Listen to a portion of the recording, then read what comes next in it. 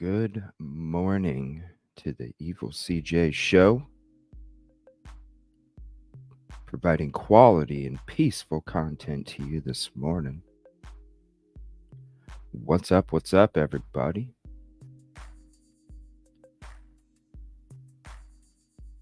I love that little screen there. Thank you so much for that. I appreciate that.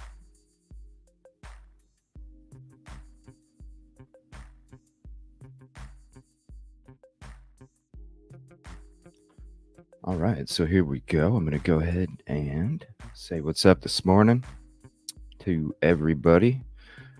And I've actually been up for 1 hour now. So I'm not used to this, but let's do it. Good morning, Mudda Truckers. What's up, P Fox? Kibby Kitty, good morning. Brandywine True Crime. I mean, I enjoy every day. I'm actually more busy on my days off than I am on my nights that I'm live. It's crazy, but that's when I do all my meetings, callbacks, any kind of discussions, and it's basically just meetings and voice chats and documents and yeah.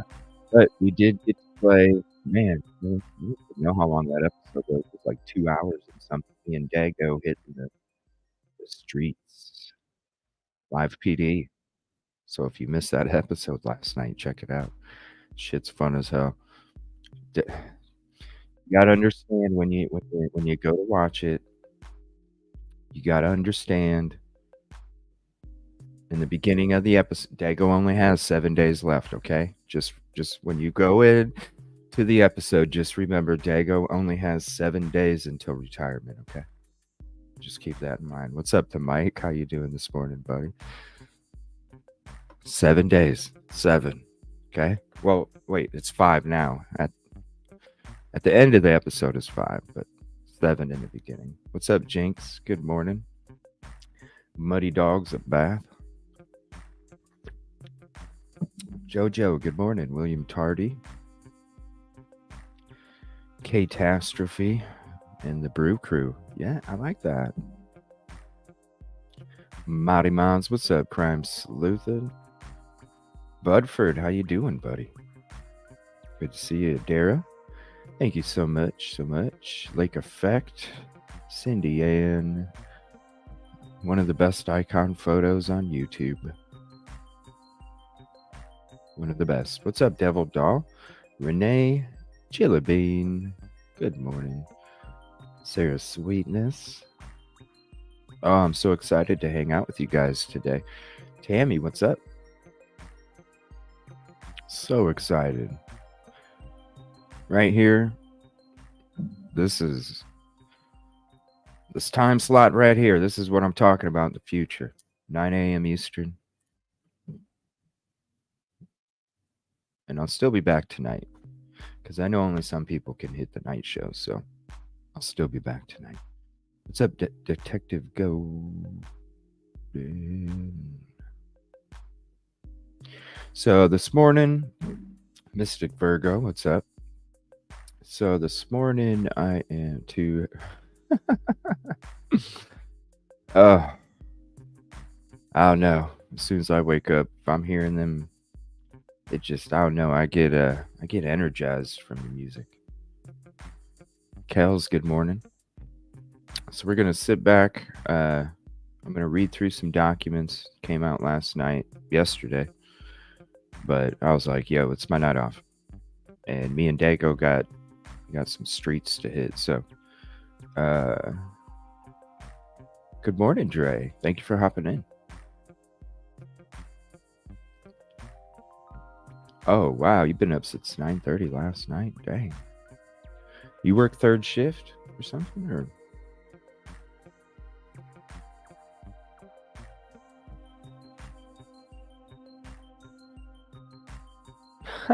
Thank you, Renee. Yeah, we're gonna be the last couple shows we talked Idaho. It's been a lot of open panel conversation. You have email. Oh, okay. I'll get it checking when we get it. Been a lot of shows. It's been great conversations and stuff. So, not that we're not going to have that today. We're gonna. There's a lot of videos and things that I've been saving for like the last week or so that I'd like to watch and just share with you guys. I'm sure you've seen some of them maybe not. And then have some conversation about it. So it'll be like the first half of the show will be like kind of catching up, reading some documents, things like that. And then the second part of the show will be opening up to the panel or even phone calls after a bit. So I know we haven't done phone calls for a while just because all the open panel conversations. So, maybe what I'll do is after we're done with that phase, maybe I'll see if anybody would want to call, and then we could always open up the phone lines first and then the panel. Y'all did a ride along? Oh, Dago joined me. He joined. I had a shift, a few of them actually. We did a few of them. We did a couple night shifts and like one day shift maybe. 3 night shifts, 1 day shift, something like that. I know we did 4 shifts, and they're about a half an hour apiece. What's up, Sleuthing? Yes, you were there. Thank you so much. It is so much. Oh, wow. Yeah, it's true. And then, like, to the people, look, for last night, it's a police game. It's going to be a members only in a couple days. Normally, the police ones, I make them members only right after we're done. But this one was so much fun, and Dago was hilarious. I'm like, I got to leave these up for 2 days before I make it a members only. So when it comes to the police game, certain words, it's like, eh, you know, it's a game. It's a game. What's up, Bianca? When it comes to like, where's her comment? About the certain words that you can't say. It's a police game. What's up, P Fox? Jojo, I already said hi to you, but I want to say it again. Heather Newman, good morning to you as well. Oh, thank you so much. Right? Oh, man. George Carlin.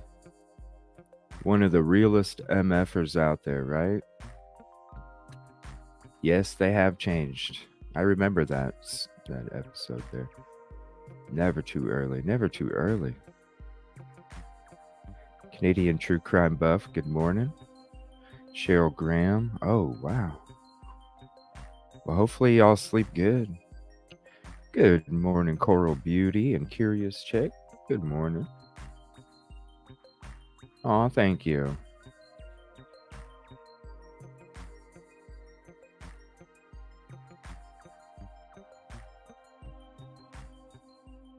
Wow. Bravo. I love it. I love the pick. I'm jealous. I'm like, damn, that's a good pick. Ever since you came in the show, I was like, damn, that's a good pick. And please hit the like if you haven't yet. I'd appreciate it. It's the free way to help. It's like, damn, I like that pick.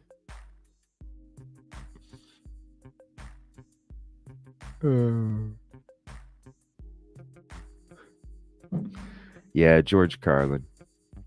Sorry, the sinuses and allergies are it's like every day now. Man, it used to be spring and fall. Now it's like almost every day. What the hell? Yeah, the 7 words.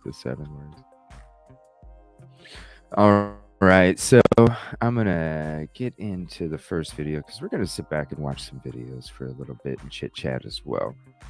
So I'm gonna get caught up on that. The first one we're gonna watch is Harsh Reality, one of my favorite channels. One of my favorites. Oh, couple things. I want to say, where's that at? Sorry, I got my notes all over the place. I didn't go through my notes this morning. Oh yeah, emails as well. Hold on. I'm not used to this. I'm used to doing the night shit where I already have it set. Oh no, Crime Sleuthin. If like as you notice, like in the beginning of the show, or even throughout the show, I have a lot of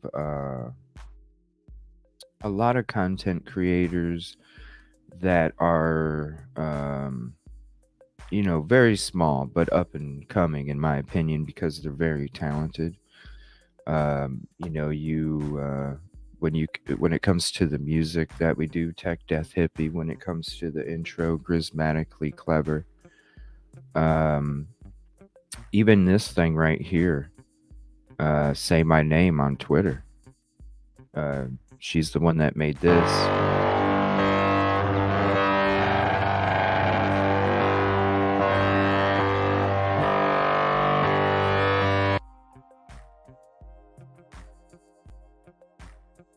So, and because, I look at it like when I was like 150, 200 subs, I never had anybody to really promote me.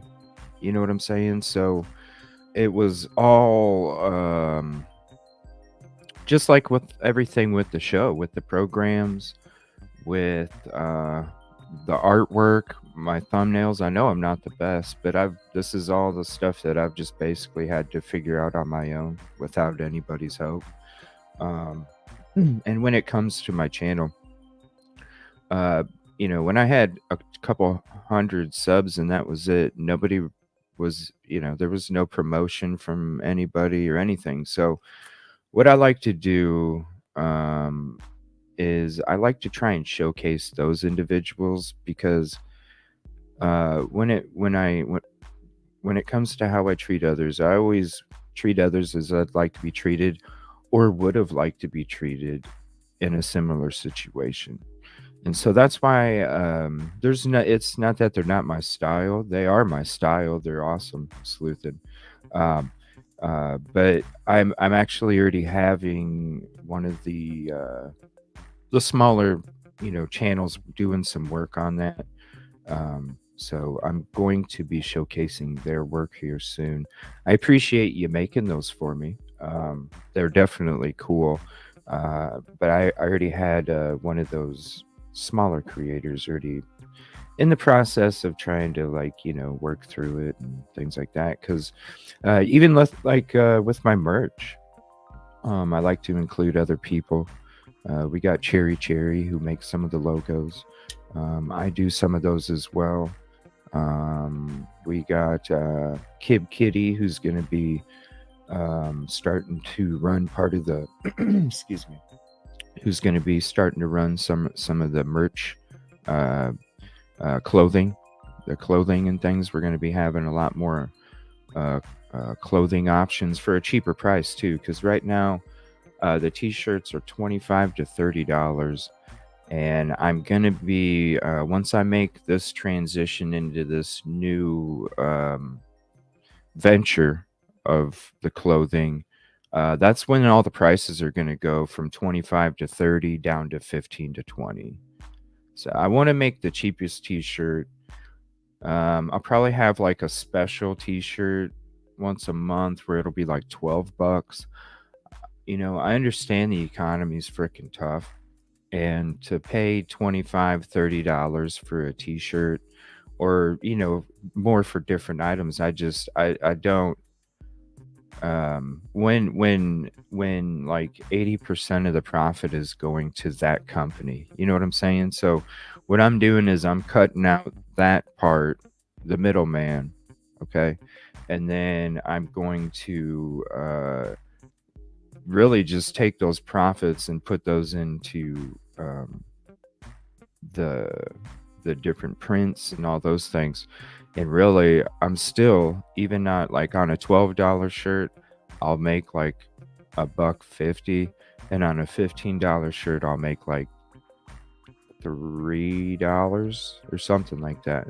It's right around there. So it's not about the profit; it's about the price for you guys, and so that's why I'm going to be going down a different part for the clothing, and so eventually it'll be a hell of a lot cheaper, because I don't know, $25, $30 just for a t-shirt, to me it just don't seem right.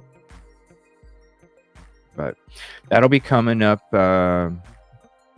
probably in the fall, maybe winter time, when all that stuff will be taking place. So it's still it's still in works. So, but it'll be coming up. Shoot, StreamYard just reset all my stuff. Good morning, Kansas. Rach, Sarah D. Irish, what's up? Caddy, let me get to everybody here real quick. And Mrs. Krampus, what's up? There's another thing I also wanted to mention too before we get going.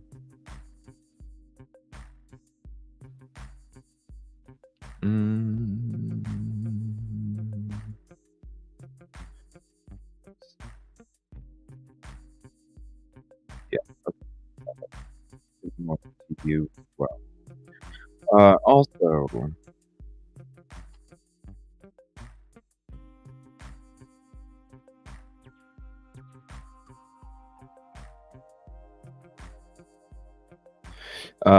I had mentioned in the last week, week and a half or something,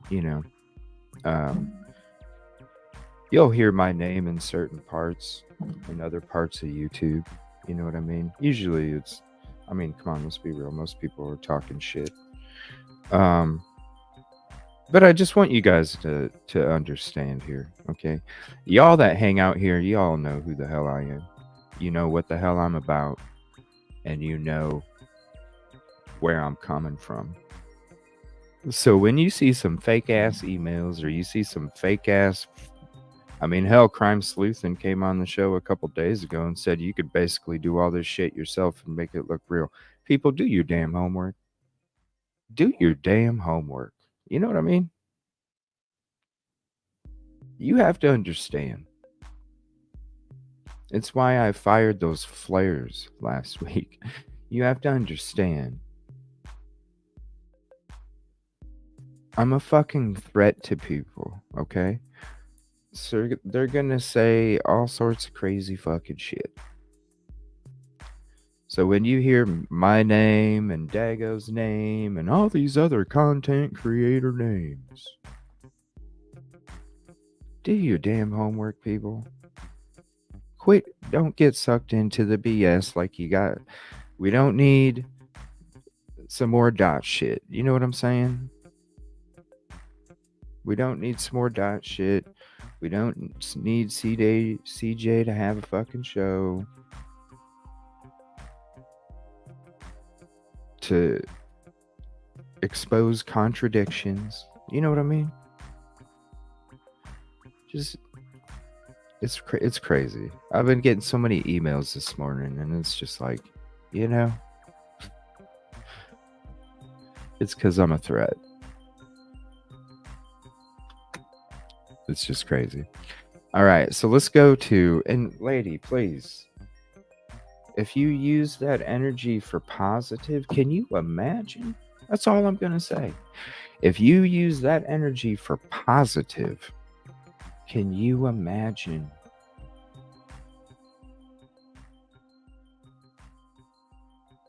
It's sad. It's sad. But to include my name, you need to chill the fuck out. Because I don't fucking play, lady. You need to chill the fuck out. There's your flare. All right, we're going to go to Harsh Reality. And I can't wait to check out this video. One of my favorite channels on YouTube. Why is that so small? What the hell?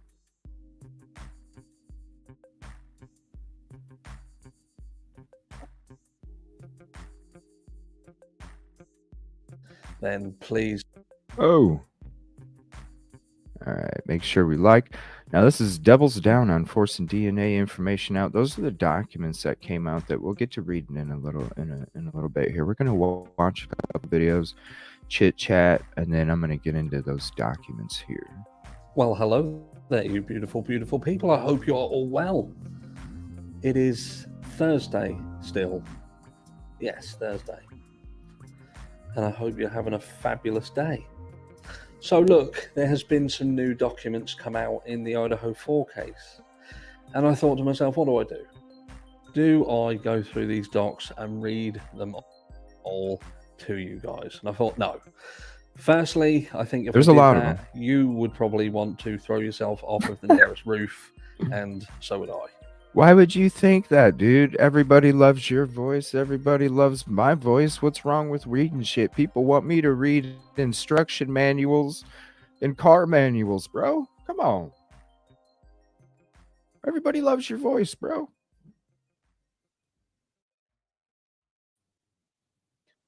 And for those of you who do want to have them read to you, then please do head over to the sexy beast that is Lawyer You Know and have his dulcet Harsh, tones do come it on. for you, because bro, I'm right here, man. What I'm going to do Damn. is summarize. Damn, summarize. Harsh. Not like summer eyes. Summarize. So let's get into it. Where's my... So yes, so it would appear that the defense have got a little bit frustrated with going after the prosecution and asking for stuff and getting told, no, you're not having it, no, you're not having it, no, you're not having it. And this sort of to and fro situation.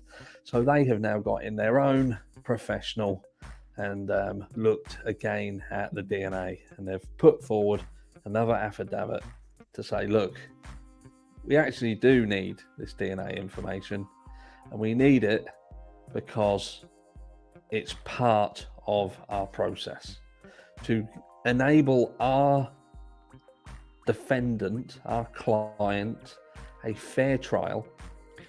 Devil doll, never, never, never. To make sure that we dot our Come on, I's, devil cross our doll, T's. never. Come on. We now. need this information. Come And on. it goes on to give you a professional talking about how DNA works, how the collection of this data, the processing of this data, how it works, and how that can go wrong, and the procedures that need to be followed, how there can be issues with that procedure, and showing the importance that every single thing is followed to the letter.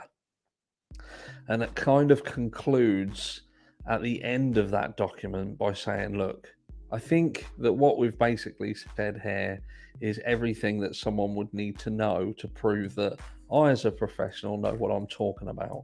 And I think that by explaining how this entire procedure works and the things that can go wrong and, you know, the ins and outs of it from start to finish, the meat and that it's potatoes. quite clear that it's very important to ascertain whether every single thing during that process was done to the letter. Because if it wasn't, if there was things done that went against rules that are set in place to protect that procedure and protect those that are involved in giving their data, then obviously that would potentially... I'm sorry, I gotta pause this real quick and share this.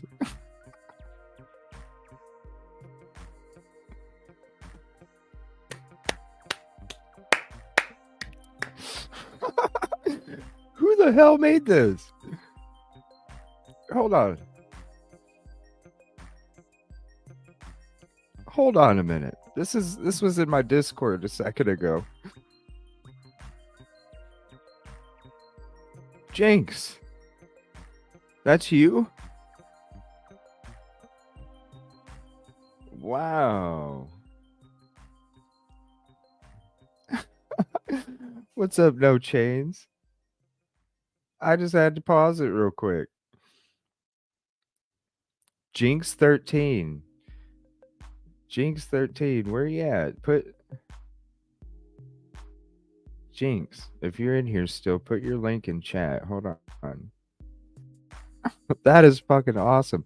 Here's Jinx. Here, I think this is the same link, hopefully. Jinx, I don't know if you changed your handle or not. I don't know if you changed your handle or not, Jinx. Another one of my OGs that's a small-time content creator. She's gonna do some things in the future with some of these cases. She's got some videos out already. So, good morning, Bad Wolf. You know what I'm saying?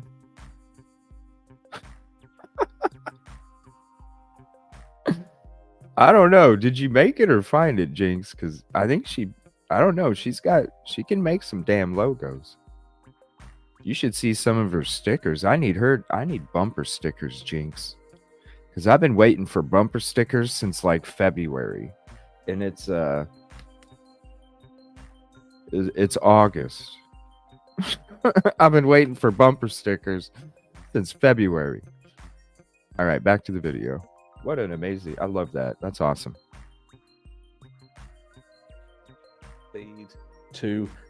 That's awesome. In giving their data, then obviously that would potentially lead to legal implications. You damn in the case itself.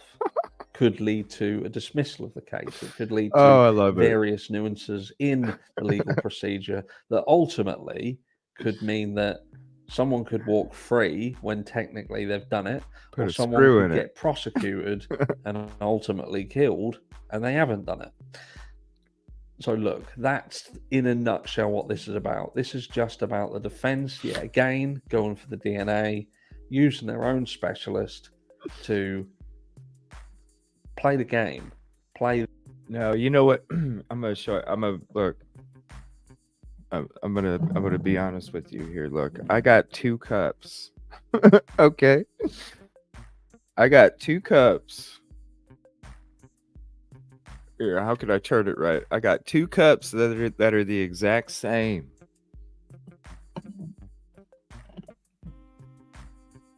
My coffee cups for the show. Double fisting, baby. Double fisting. Their side, because at the moment this is what this situation is. It's a game. It's defense versus prosecution. I got 2 of them on Defense want an purpose. information, prosecution trying to withhold it, Double fisted. and it's getting a little bit laborious now. But look, it is what it is. Right, chestnut checkers. My thought process in this is, look, the more that this kind of stuff goes on, the more that it kind of proves to me that Brian Kohberger likely doesn't have an easy escape route on this. We talk about an ace in the hole with regards to the prosecution. Do they know something? Is this a potential for a trial by ambush? Do they have something that definitively concludes that Brian Kohberger is indeed guilty? The Alibi stuff has just come out, which has forced a lot of people to jump ship and feel that Brian Kohberger certainly is guilty of this crime because he simply doesn't have an alibi. And I'm trying to kind of see it both. I could see how he's I could see how he's innocent, but I could also see how the dude was involved somehow. Maybe not doing the physical part, but involved somehow. So it's not doing a crime doesn't automatically come. That's why it's innocent until proven guilty. And it is sometimes the only choice that someone has in the event that they just simply don't have an alibi. They don't have something they can come forward and prove that puts them somewhere else. So they have to attack the intricacies of the case itself. Right. They have to try to leverage technicalities in their favor. Now, does that also mean that someone could be guilty and the only option they have is to attack technicalities? Certainly. So I don't think this shows that we're any further forward or any further back. It's just, to me, as someone who is firmly set in innocent until proven guilty, right, that this just means that the defense is at least doing every single thing that they can do for their client in a situation that potentially finds him facing the death penalty, and the likelihood is he doesn't have an easy escape route. Now, we do have this situation in the background still, which I find interesting, with the potential exculpatory evidence coming from Bethany Funk. But ultimately, I believe that the defense are perhaps feeling that there may be an issue with regards to Alibi. He was driving around alone. I don't know, but only time will tell. I think many of the questions with which we all have, it is going to be the court procedure itself which answers them. Yep. I'm still on the fence. I still haven't seen enough information for me to be leaning towards one way or another. I am still steadfast in the middle. I feel that there is a lot of information that does need some explanations from the defense team, but ultimately the burden of proof lies with the prosecution. They have to prove beyond a reasonable doubt that Brian Kohberger did indeed not only drive around Moscow, Idaho, or that there was a knife sheath that did have his DNA on it, albeit touch DNA.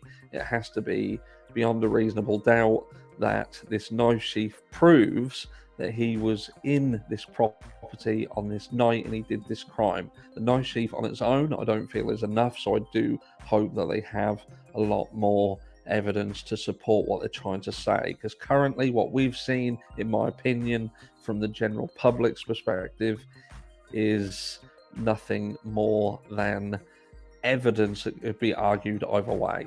I don't feel that it's strong enough to prove definitively that Brian Kohberger entered this property on his own, committed this crime, and there is nothing more to be said. Right. Let me know down below. Right. And here's another one that came through on my Discord. Oh, you guys are so artistic. I love it.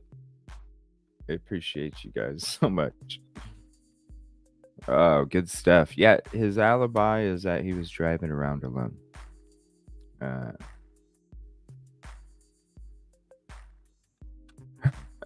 thanks, Jinx. Jinx and no chains. That's so awesome. Thank you. All right, let's get to the next one. First, I'm gonna check. Let's throw this up there too. You know this I need. You know what I need to do? I need to make it. I need to make this, and I need to make it like this. But I need a mixture, you guys. So you're artistic. Do me a favor. Do your damn homework like this. Like do like a mixture, okay? Do your damn homework. Instead of the more you know, is the more you need to know, right?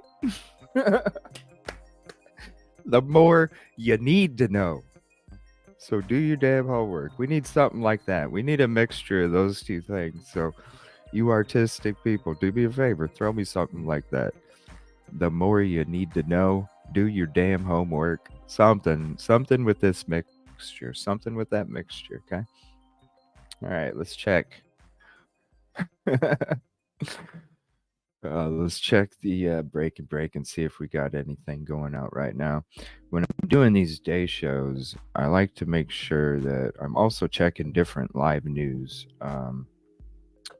Because if there's something that's happening right away, I do switch to that as well. So let me just take a quick look here real quick. Man, them fires in Maui are just crazy. Oh my gosh, that's so sad. I'm seeing some of the updates from that. Let me see. I'm not seeing nothing. Let me check one more section.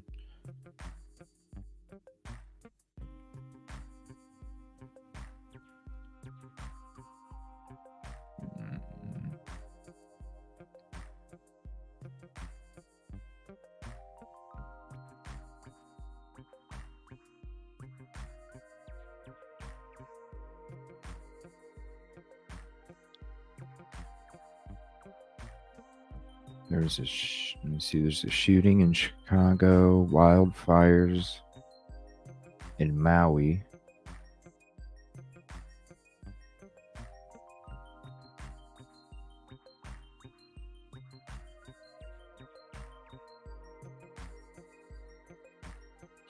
All right. I haven't seen it. Okay, I don't see nothing else here. Let me go to my folder, and then we'll get into some of these other videos. And I'll take a look at chat here as we get going. McMuffin, but that's not really the news. Let's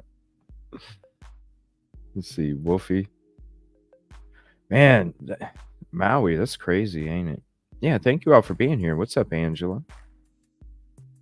Moni, what's up?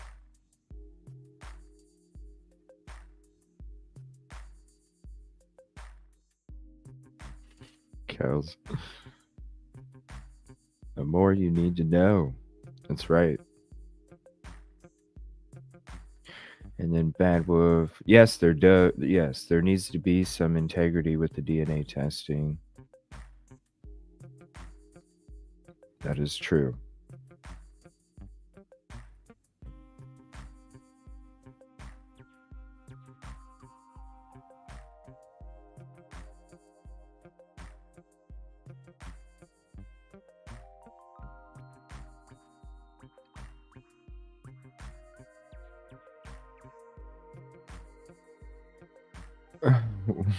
What, Devil Dog? What? Oh, well, I'm glad you have it, Angela. I hope you're all rested. All right, let's see here. And what an episode on the Long Island SK. We had Silky Southern Tea and Coach Kev on Tuesday night. Wow, that was awesome. and I'll be doing a day live tomorrow too. So we're gonna be doing this case today. Tonight, I'm not sure. I'm probably gonna do Idaho 4 and just have open panel, open phone lines, and we'll just chit chat, have conversation. Because that's what I plan on doing in the future when I do daytime shows. Is I'll do my case shows during the day, have a little bit of interaction mixed in, and then the night shows will just be like a chill back, total, open panel, or just conversations. Because I love having the conversations, but I also like getting into some of the other content from people that I like on YouTube, um, and hearing their thoughts, theories, and opinions on stuff. Just like I like hearing your guys's, I like hearing theirs too, and that's why I like watching some of these videos with you guys. All right, let me see here. So what do we got next? But I was gonna say Friday night we will be doing Long Island SK again, and then that'll be an open panel. The show on Tuesday night, I was just featuring Coach Kev and Silky, because I wanted to get I wanted to get their their thoughts, theories, and opinions, and then kind of just ask them a couple questions, more like an interview when it came to the case. And so we'll be having an open panel show about that Friday night. So tomorrow night, tomorrow morning, afternoon, we'll be talking Idaho 4 again. Tomorrow night, Long Island SK, and then tonight, I'm not quite sure yet. Oh, since we're on Harsh, I do want to play this real quick because it said, "What the F? Another Idaho 4 case?" I want to watch that real quick.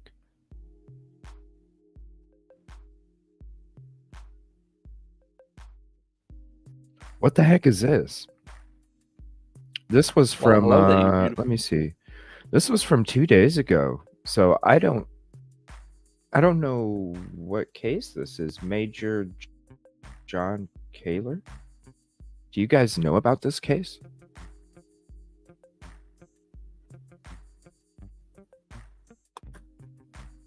Well, I'm single right now, see. The other hand's on the mouse. I can't do that. What's up, Dream Suburb? How you doing this morning? Natalie Heelan. What's up? What's up? What's up, Ruckus? Thank you for the membership, Marley Kate. There it is right there. I am not upset at all, Coral. You guys were freaking crazy. It's a game. You know what? So you guys were crazy, but no, I'd wear like a bat suit or something, Batman's like my favorite comic book character, so it'd have to be something with Batman or the Joker,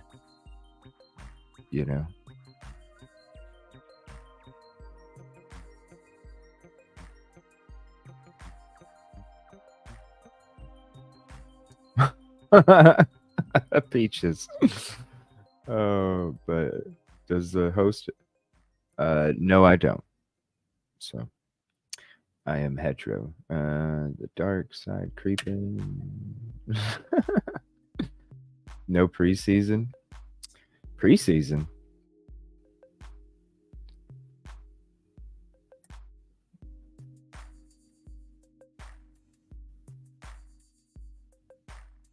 It's a 2 families. And I also identify as caffeinated. Heterosexual and caffeinated. No, it's fine. What's up, Unravel? Good morning. Iron Man. Nice. Spider-Man. Yeah, what's your guys' favorite? I'm like Batman and the Joker. Those are my 2. But Batman all day. All day. That's my favorite.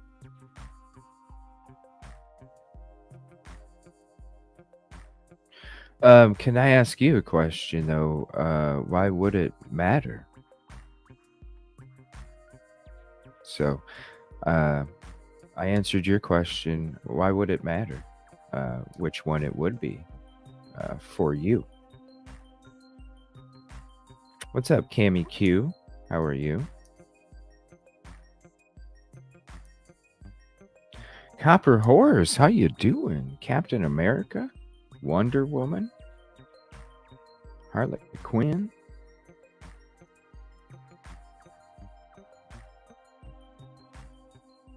I'm interested to see your response. What's up, Sunny Struck? Good morning, V Slims. Ooh, your support is everywhere out there, and I appreciate you, V.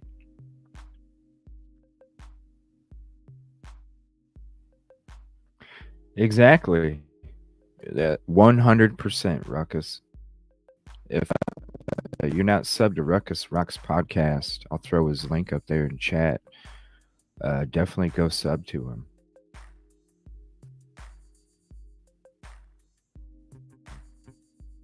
Great podcast over there. The production is on point, so much better than myself. Bravo, sir. You do amazing work out there. Appreciate you. What's up, buddy? Dago, if you'd like to hop up, you're more than welcome. I sent you a link in Discord.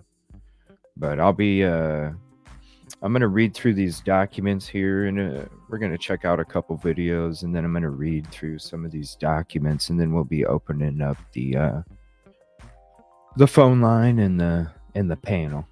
So if you'd like to join, we'll be doing that after a little bit. Probably right after I read the documents. And you are welcome. Thank you for the super chat. Sent you an email with link to article related. Okay.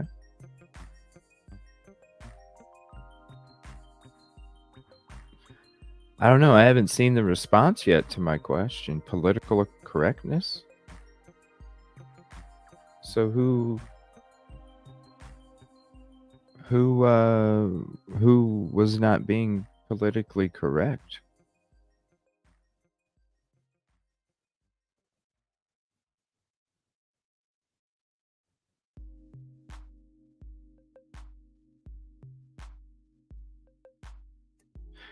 Who's not being politically correct? I'm just kind of looking through chat here. Was there a reason?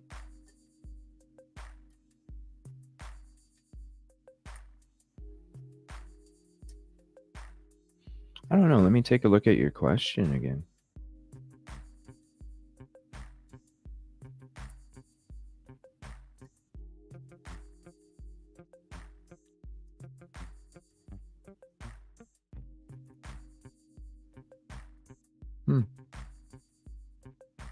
I don't see anything that would need political correctness, because I don't even. You were actually the first one that brought it up, I think so. Yes, that is correct, Ruckus. Appreciate you, bro. There she is. Say please. Amazing work on Twitter. And let me share her page with you as well. Because, like I said, this is one of the things. I just love it. This little thing right here. Watch out, watch out.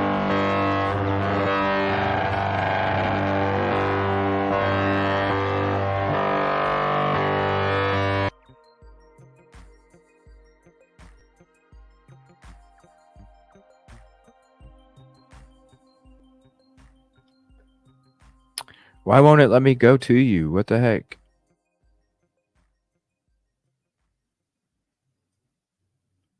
What the heck?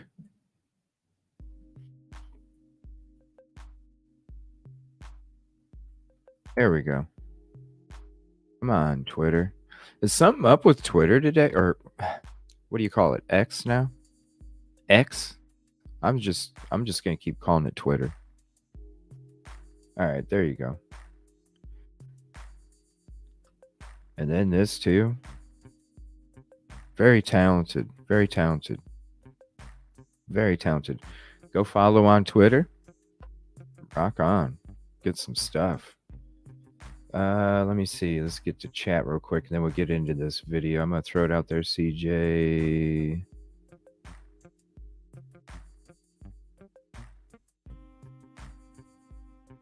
I don't know.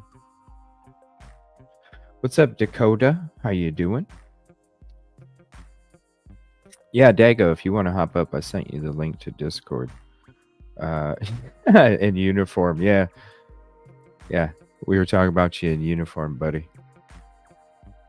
Beautiful, beautiful people. I hope you're all well on this fabulous, fabulous Tuesday. It's Tuesday already, and you're looking fantastic, by the way. It's Thursday But now. we're going to get straight into the meat and potatoes because we're going to be talking about the Idaho 4. And hold on, before you start grilling me, not the normal Idaho 4, but the other Idaho 4.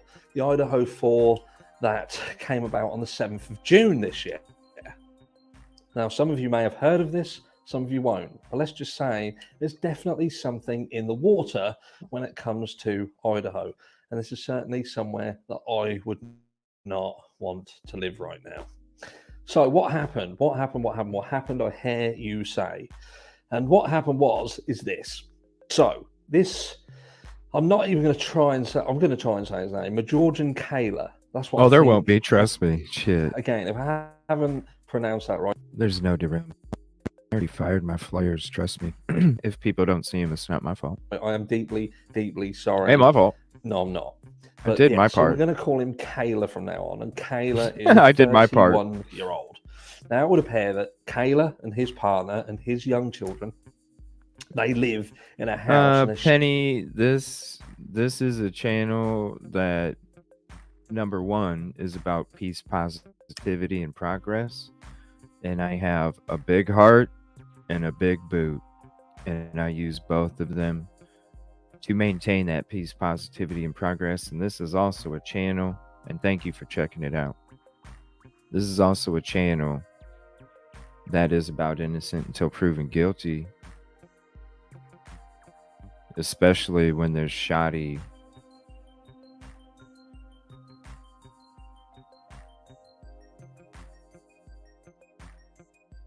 I don't know. Check out the channel, and it's whatever you think. You know what I mean? What's up? Just saying. Thank you so much for hopping in. Appreciate you. Nice seeing you again. Nice seeing you again. Now, trust me, we're good. We're good. Sharing with the other Idaho 4. So we're good. Now, don't get me wrong. Good afternoon, Jackie. Good neighbors, you have bad neighbors, and sometimes you have bad neighbors and they live next door, and that's annoying enough. But can you imagine all of you living in the same fucking house? How that could really bring out some tension, couldn't it? And that could be done just by one of the families playing loud music and stuff like that. But what would you do if you guys had at Discord, young man, girls, for instance, and the other family had young teenage boys, 18 and 16, and one of those teenage boys stands at the window with his meat and two veg out, stroking the old bishop in front of your children? What would you do?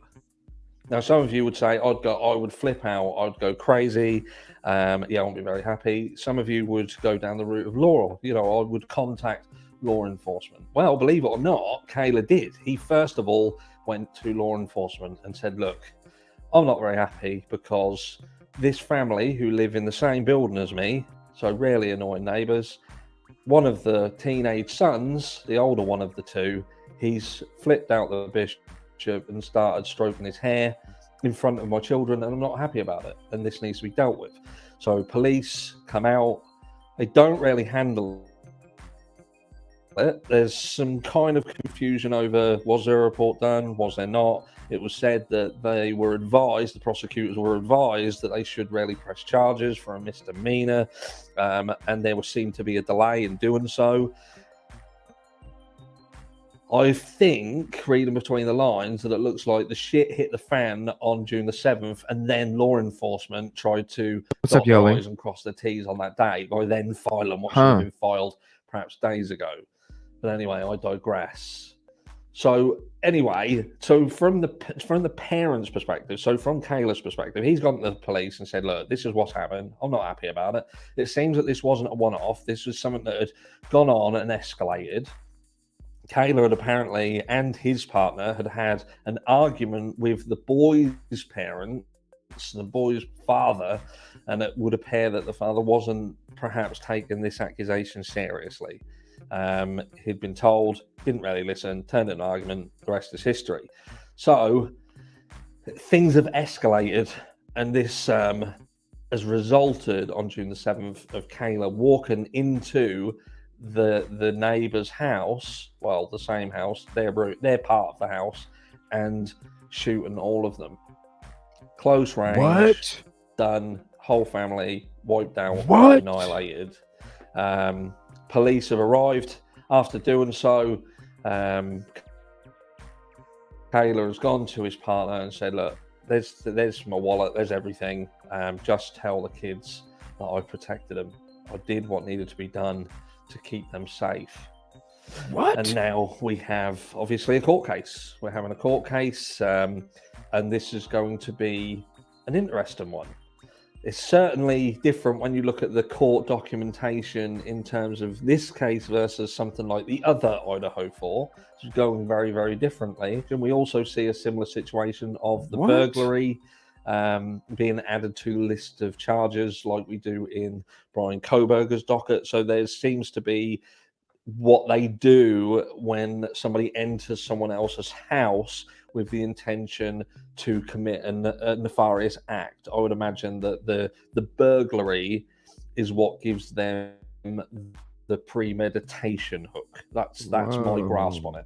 You enter this property with intent, and that intent then led to this other act. It would appear at this stage that a not guilty plea has been entered on behalf of Kayla, and this is going to be playing out. Now, it would appear from the start that he's held his hands up and said he did it. So to then turn around and say, not guilty, I believe that this is going to be one of these where they try to angle the diminished responsibility at that time. He was placed in a position where he felt that his family were at risk. The situations. Are you serious? Things are exacerbated through a discussion between the families, and the rest is history.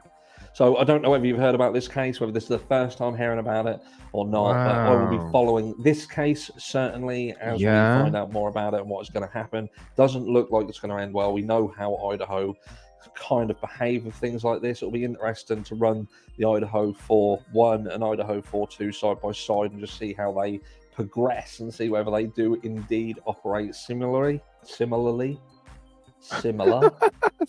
same. Right. Get there in the end. And just be interesting to see how these go. But let me know down below, what would you do if you was in a similar situation and you felt that your family do? What would your stance be? Especially if you'd already been to law enforcement but seemingly not. Is this a situation that anybody could find themselves in, a sad situation at that? Or is this something else? Do you feel that this guy truly does deserve the death penalty, and at the end of the day he killed 4 people, including 4 young teenage boys, and the fact that one of the teenage boys did have his meat and 2 veg out and waving it about in front of small children? That shouldn't be taken into consideration. You're interested to know your thoughts? Hold on a minute. What cases?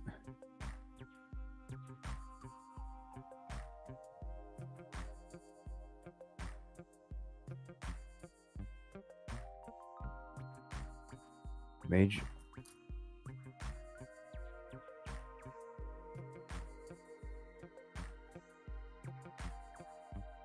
I never heard of this. Let me get back to chat real quick. And I'll look it up here for a second. I never heard of this case. Major John Kaler? Is Payne investigating? Doors were open. Oh, where'd that comment go? What's up? What's up, Nana? Doors were open.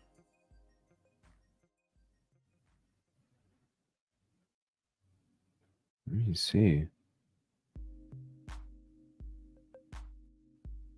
Does any...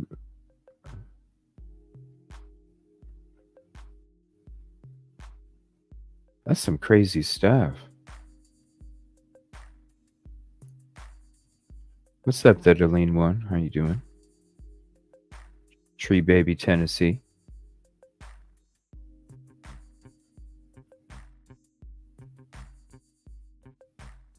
Wow.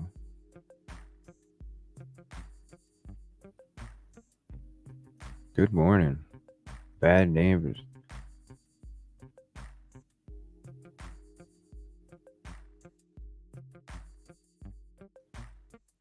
Yeah, I'm trying to thank you, Devil Doll. I appreciate that. P Fox. I don't know. I need to see what John. Hold on. I need to see some local news clips of this shit. 911 call was 7 p.m. It was actually June 18th, not 7th. The 911 call was at 7 p.m. Hold on, let me just go back to this video and rewind. The Idaho 4 that came about on the 7th of June this year. Now, some of you may have heard of this, some of you won't. But let's just say there's definitely something in the water when it comes to Idaho. And this is certainly somewhere that I would not want to live right now. So what happened? What happened? I hear you say. Who is it? And what happened is this. So this, I'm not even going to try and say, I'm going to try and say his name, Majorjan Kaler. That's what I think. Okay, I'm just going to look that up. 1 second. Major John Kaler?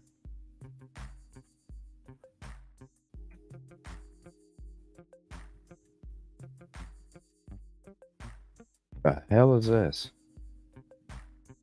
Oh, I want to say thank you, Kells, for being a member for another month. I appreciate that.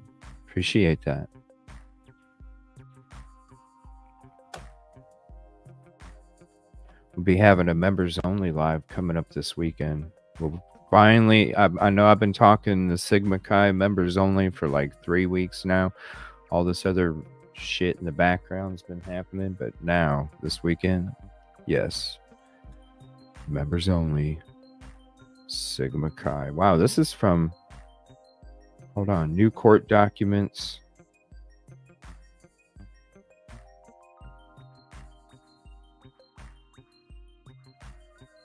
Creme 2. Let me see here. Wow, there's a lot of videos on this.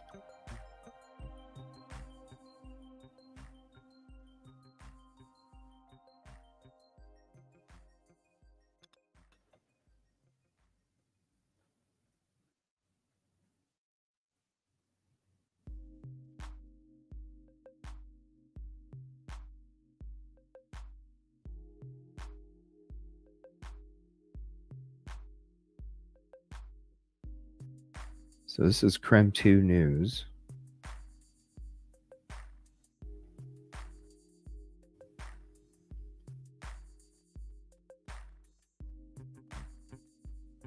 We are tracking a lot of breaking news this evening. First, we begin with a man accused of a quadruple murder in Kellogg, Idaho, who made his first court appearance today. Creme 2 was there, but first, just within the last hour, we have also obtained new court documents that detail what led up to that shooting. Creme 2's Kyle Simchuk has been reading through those documents today. He joins us live from the newsroom with the new details. Kyle? Well, according to court documents, Major John Kaler told police he snapped and killed a family of 4. Authorities say he claims an 18-year-old boy in the house exposed himself to his young daughters, and the 2 adults in the house didn't seem to take his concerns seriously. Just before 7:30 p.m. this Sunday, police in Kellogg received multiple reports of shots fired.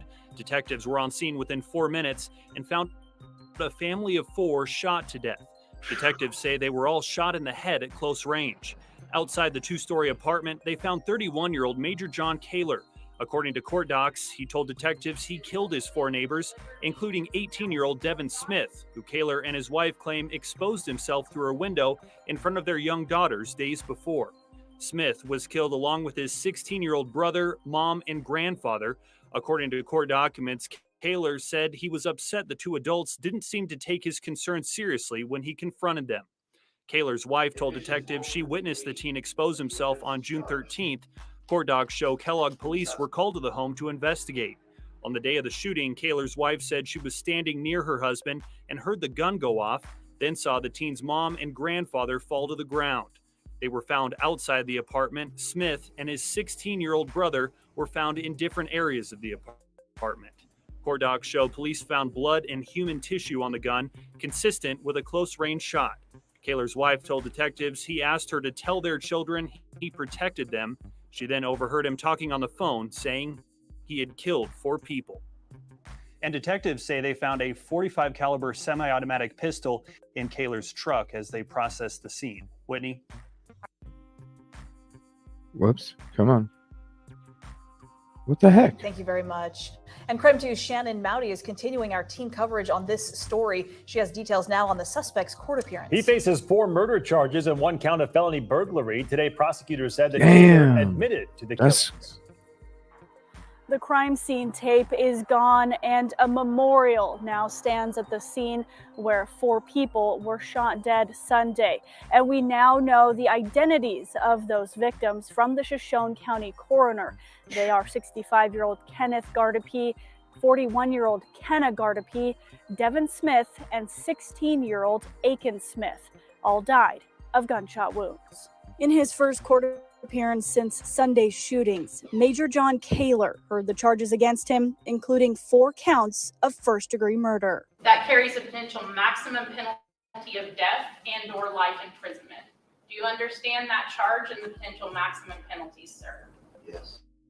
Kaler's also charged with felony burglary. By entering into a house, room, and/or apartment with the intent to commit the crime of murder. Prosecutor Benjamin Allen called the shootings horrific and asked for $1 million in bond if one was set at all.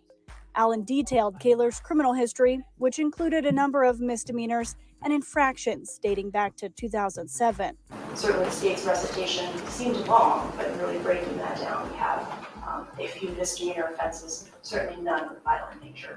But Allen argued the court must take into account the nature of Sunday's crime and the fact officers say Kaler admitted to the shootings. Admissions were ultimately made to the offenses charged. Right away, huh? In subsequent interviews by law enforcement with those in or around the scene, identified both a motive, a method, and a witness to at least 2 of the 4 charged murders. Judge Oxendine declined to set any bond. Idaho State Police says the homicide investigation continues, but we now know there was a dispute between Kaler and his neighbors. Kaler's due back in court July 3rd for a preliminary hearing. In Kellogg, Shannon. Wow. That is crazy. So, yeah. Now, okay, I don't know if I'm just I didn't even know about this case. Thank you, Harsh. And this took place almost 2 months ago. What's up, Commercial Zone? William Tardy. What city did this? So basically, oh, thank you, Kimberly KV. How you doing today? Thank you for hopping in. Been in other places, obviously. It's called work. And the show and prep and all this other stuff.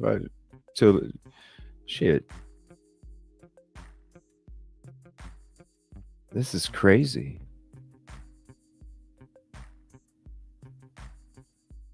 Is that the case that comes? Okay.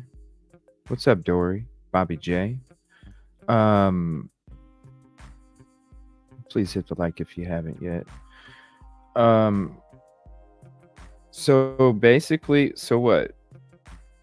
Because Harsh had mentioned something about calling the authorities and the authorities not doing anything. Does this mean that somebody was doing something to a child that they shouldn't be seeing, and they didn't stop, and they wouldn't stop, and then he tried to go to have something done through the legal process, and nothing was going on, and then that led to him choosing to do this? Is that... So is he gonna try and... So is it... Well, this is my question, because if that took place, right? Okay, you can stop using that word, seriously. What the hell?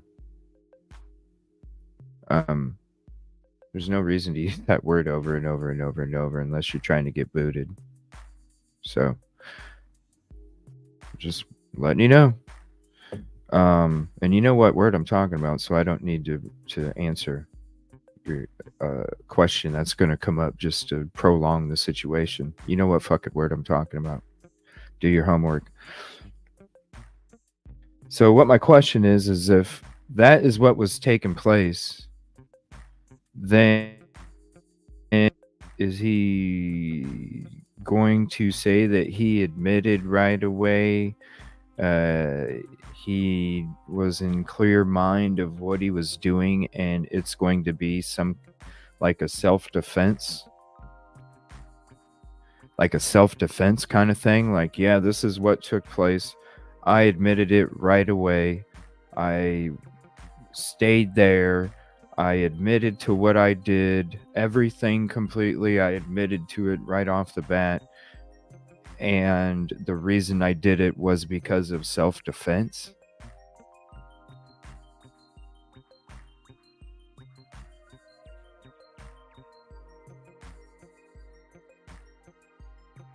So I don't know. That's just because I don't know. It's just weird. You're gonna... Right. His defense will be he was protecting his daughter and his family. Because that's what he said, right? He said he did it to protect his family, his children. So it's going to be, I'm going to admit to everything right off the frickin' bat, accept whatever punishment, but in his defense, it was to protect his family. It's going to be interesting when it comes to these court cases in the future. When it comes to self-defense, because I don't know. You look at it, I mean, come on. You just took out 4 people close range execution style. Like, what the hell? Like, what the hell?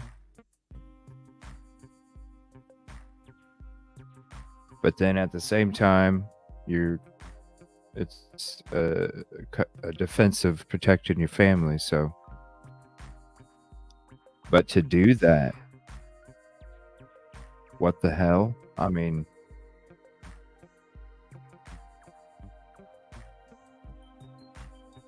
there's other places that, or other things that could have been done, and instead of going up to 4 people and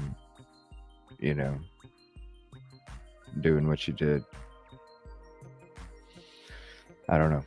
It's going to be interesting when it comes to self-defense, and it'll see how, I don't know, maybe it'll be one of those cases that might change something in the future for the good or the bad, just like the Idaho 4 case. Right, you know what I mean?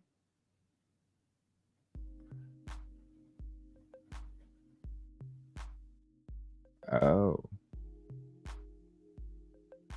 I mean, it's going to be, that's where, if that's where he's coming from, it's an argument, but the measures that were taken, that's like, what the hell, like there's other ways, it should never get to that point. So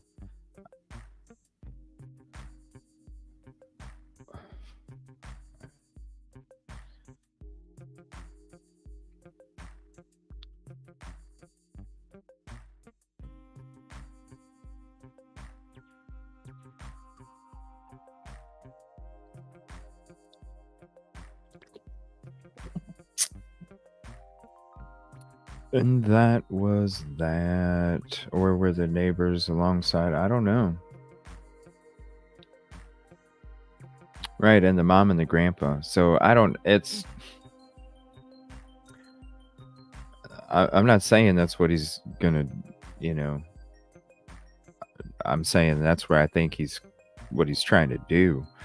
When you admit all this stuff and, and then you're saying you're protecting your family, I'm like, okay, is he gonna do a self-defense? I don't know how. Like I said, it's gonna change something for the good or bad, like something like, because there is a self-defense argument. Okay, the result of what took place, that the extreme measure that was gone to, no, there's, unless they had guns on him, but that's not what we're hearing. He went over there.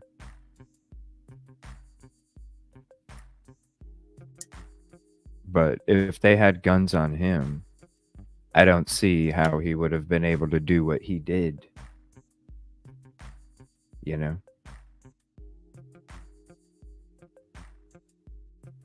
Yeah, meltdown. I mean, yeah, I get it. But, when it comes to the result, it's just like, whoa, that's way extreme, obviously. Exactly, truth seeker. Right. Like, you know what's going to take place when you go do something like that. You're not going to, come on.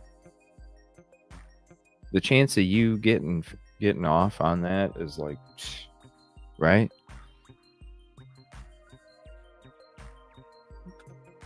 There's different disputes, there's different ways. There's, hell, the one with what's that case? The neighbor kid, where the dad pulled up, the two sons were walking up and the dad pulled up, and then something took place in the garage and the girlfriend was recording it, and the dad was, gosh, what case was that? That neighbor kid that was always like taunting. Right. There is no excuse for that. That's for sure. The father attack.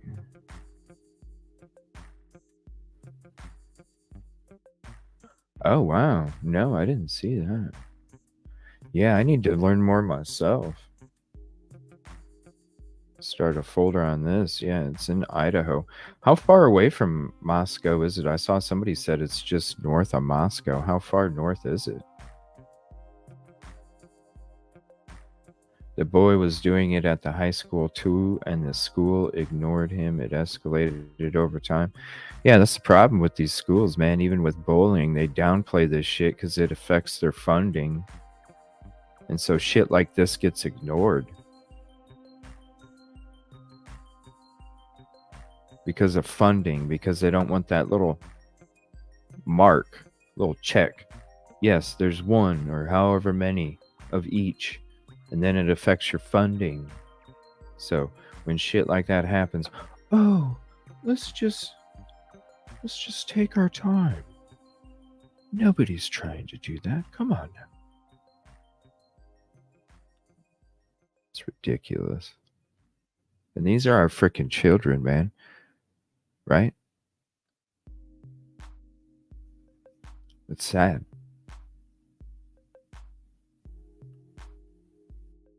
It's sad. What's up, Michael 007? I saw you on Dago's show. How you doing? Yeah. What's up, buddy? Thank you for the sub. Appreciate your kind words, sir. Let me see. Cat K, 2 hours. 2 hours what?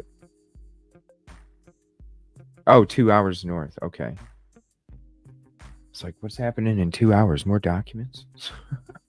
Thinking of the kid who don't. No, no. It was just recently. It was like this summer. His girlfriend was recording, or his wife, and he ended up stabbing the dad in between two cars. All that thing took place. It was inside of a garage. Oh, I'm trying to think of what that case was. We only checked it out on a couple shows. 60 miles north of Moscow. Right, Bad Wolf? Like, come on, man. Like, this is our damn future. You know? And they're so... Like, we're supposed to teach them so then they can teach the generation after. Like, I don't get it. And then we're going to allow that shit to take place because of, I mean, I understand the funding. Times are tough when it comes to some of these local, bills and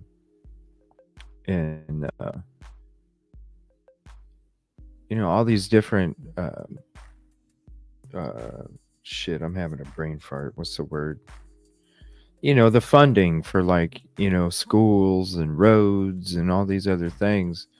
And it's sad that, they can't get a lot of this stuff passed because the economy is so shitty. So then the schools have to depend on fudging shit or downplaying stuff or not calling a duck a freaking duck. Like if you're getting bullied, it's called I'm getting bullied, not a difference of opinion. You know what I mean? They downplay that shit, so because it affects their funding, and they need the funding because they need. I mean, hell, how many teachers are paying for their own damn school supplies for their freaking kids that they teach? Like why? Why are these teachers, when they barely make enough as it is, spending their own damn money, having to have supplies for the fucking kids that they teach at school? It's ridiculous. It's ridiculous. So they got to do shit like that, man. It's so stupid. It's like you have to give. This is our freaking children. Like, would you give a fucking carpenter half-ass of a hammer and a belt that comes loose sometimes? What kind of how, like, man, that shit's gonna take forever.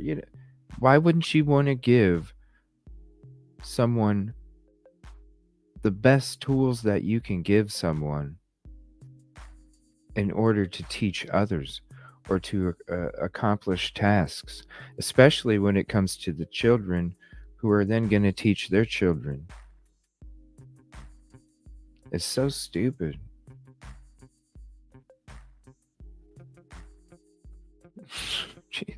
That's what happens on a day live. I go on all different kinds of rants about different things. What's up, Pappy? Yes, very underappreciated, and they need more resources. It's just the economy just needs to frickin'. What's up, Shine Bright? It's so sad. Under review, what's up? I saw you say hi earlier. Sorry, we got sucked into that video there. Are short bus drivers, so they had to stagger start and end times. Are you serious?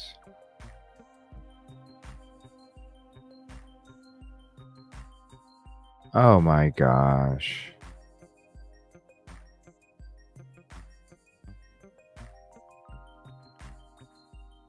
Wow. That is so sad. Zach Latham. Yes. That's so sad.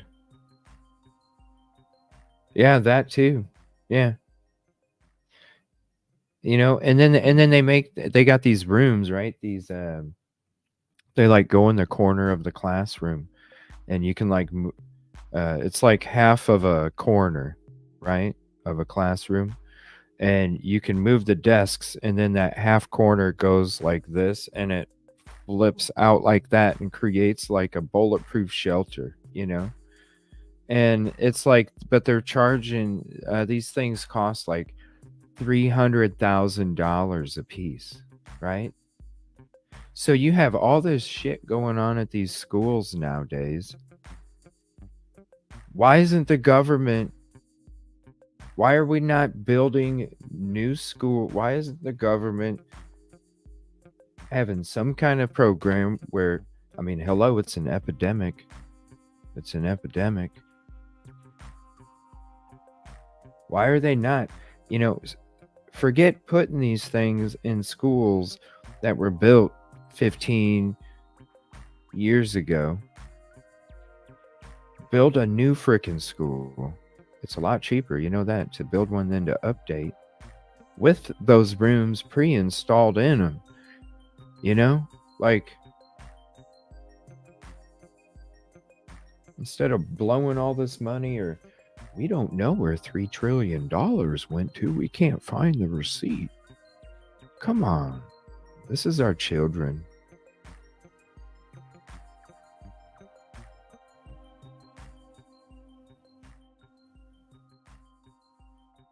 Right. I don't know. And they do. They deal with so much. Gosh, 10 p.m. I can't believe that.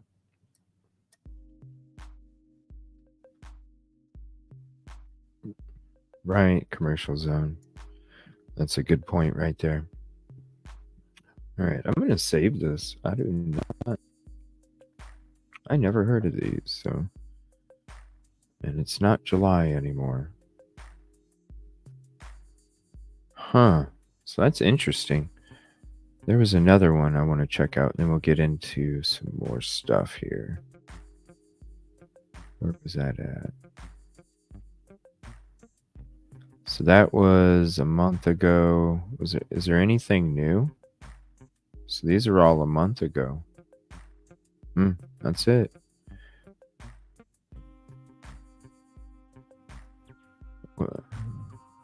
Whoa, this popped up. This is 7 months old.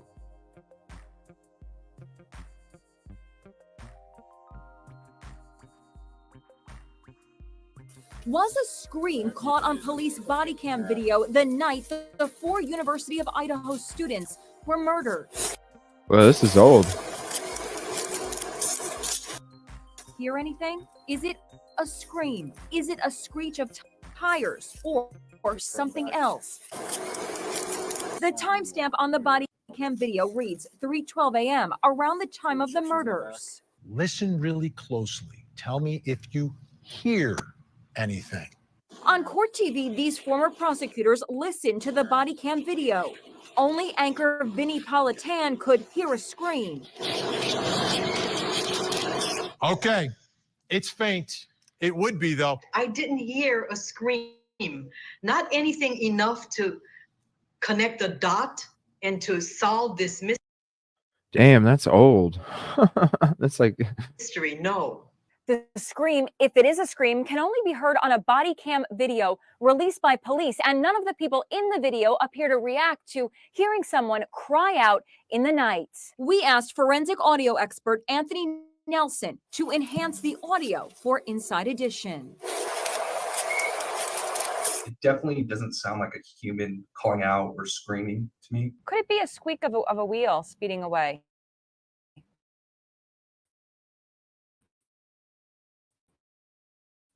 Yes.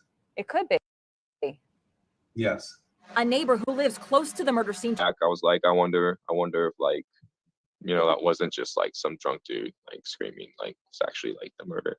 Meanwhile, the mother of victim Kaylee Gonzalez is speaking out about the moment she learned of the murders. There's nothing you could do. Absolutely nothing. Just, we're running around for hours just not knowing what was going on, what happened.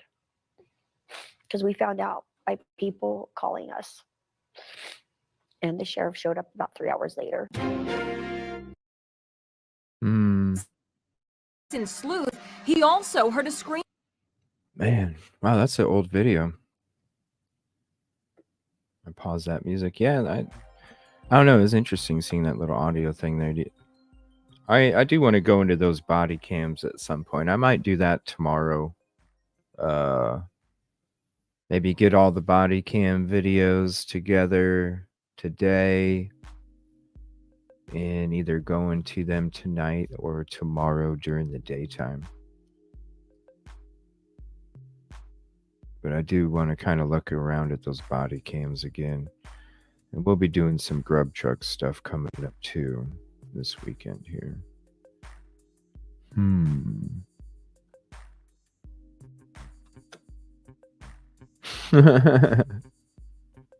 Linda Lane. And who lived in the second one? Yeah.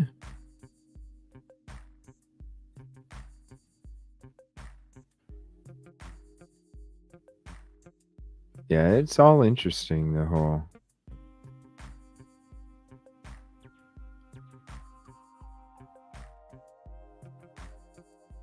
I don't know. We'll see. All right, let me see if there's anything breaking. We'll get to one more video and then we'll start looking at these documents here because I want to check something.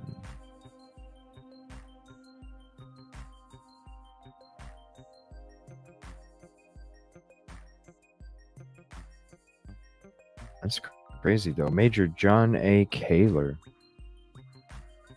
That'll be interesting to see what takes place. Chicago teacher shortage. Yeah, they're everywhere. It's sad. Riverboat brawl. What the hell?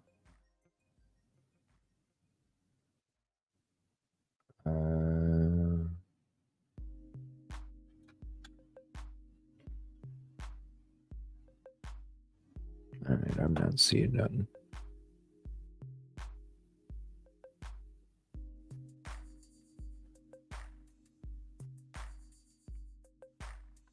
Oh, that's right. The architect put something out here. Hold on a minute.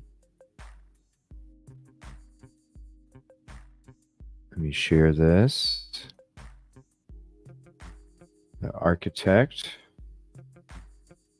on Twitter. If you're on Twitter, definitely go follow over there.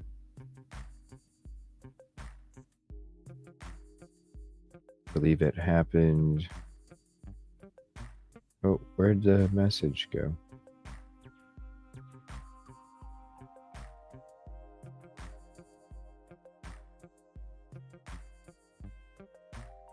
Yeah, sunglasses at 3 a.m., right? Yeah.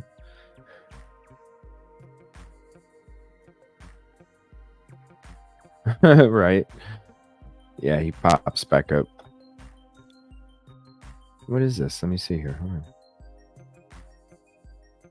Let's retweet this. Complete visual timeline of events pieced together from the PCA and public statements doesn't include Koberger's alleged timeline. So here's the link to this post. Wow, look at this. We're going to check this out here. I'm going to save it as a photo. I'm going to send it. Yes, it is. I love the architect. They hop in here once in a while.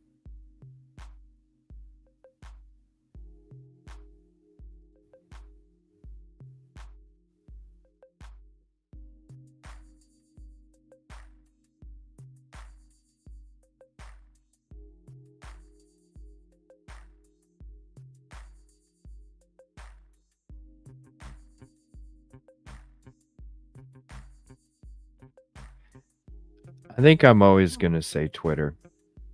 But yeah, the architect has some great stuff too. So we're going to check this out real quick. Let me see here. Let me save this.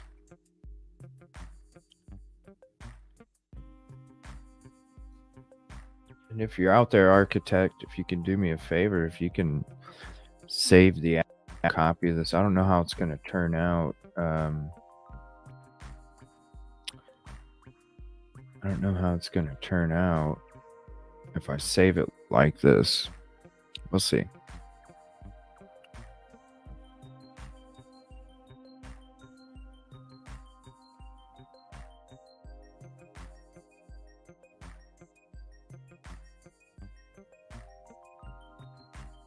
Give me 1 second. I gotta save it to my file here, and then we're gonna zoom in on it. Let's see. Here we go. Because I can't get any closer on it. I'm gonna have to send it to me and pull it up. Give me 1 second. And Budford, let me see here. Yeah, I seen something that came across as well that I'm going to be showing to here in a little bit. Kind of wanted to wait for Dago to hop up to get into some of these things today. And then we'll go ahead and open up things too. Let me see here. But we're going to do those documents as well before I open up everything. Okay, so... Alright, let me send it to me. We'll zoom in here in one moment.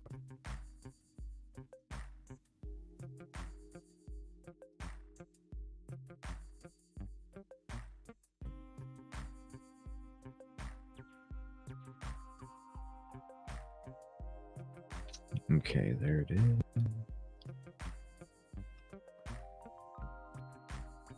then I'll get to chat real quick. All right, cool. I can read it. Awesome. Okay, so we're going to go here. I'm going to leave that. Let me get the link again for the channel because I want to have that up here as well.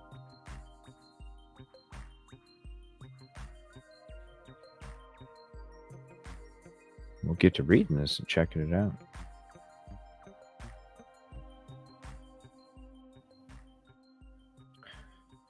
Oh, the day that I can actually have all this stuff done in the background and just be boom, boom, boom, boom, boom, boom, boom, boom. Make all this shit fluid, you know? Have a team here with me and we're all making this shit fluid. Can't wait for that. One day. I don't think it happened all the time.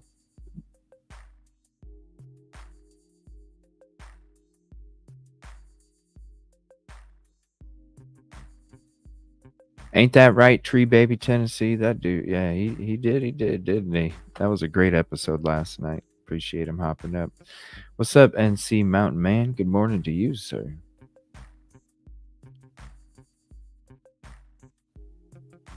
No T on the word or cross.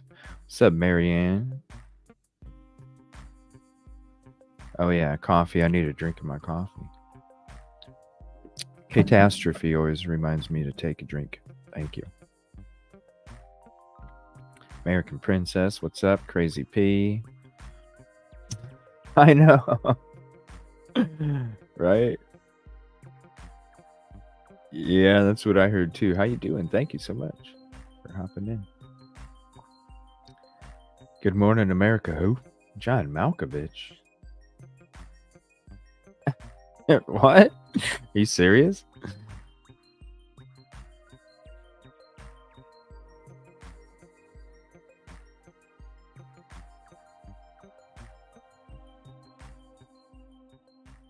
Yes. All right. Let's check this out, everybody. Thank you for hopping in. And we'll get to some other stuff here coming up. What's up? Thank you for hopping in. Can't listen. Aw. Aw, thank you so much. I appreciate you. Cheers, cheers, cheers. I wish Anne Rule was here to address this case.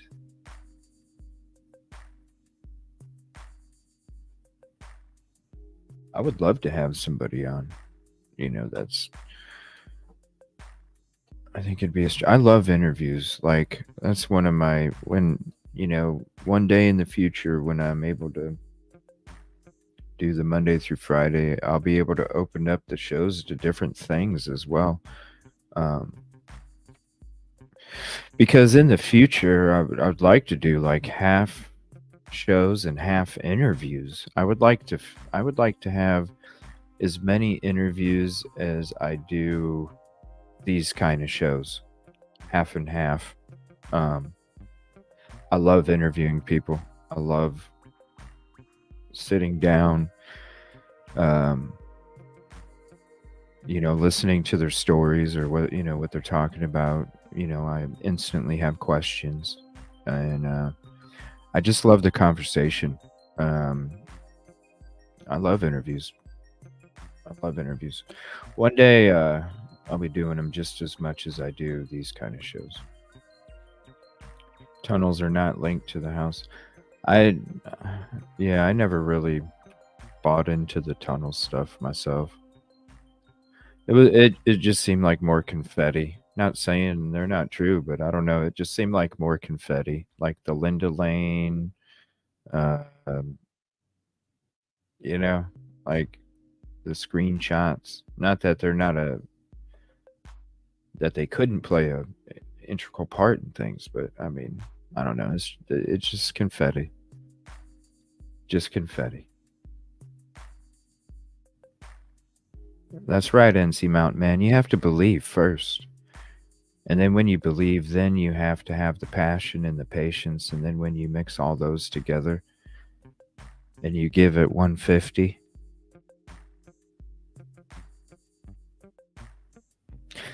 that's why I say I already know. I just got to respect the process. It's about respecting the process, appreciating the path, and always keeping that 150 until the very end.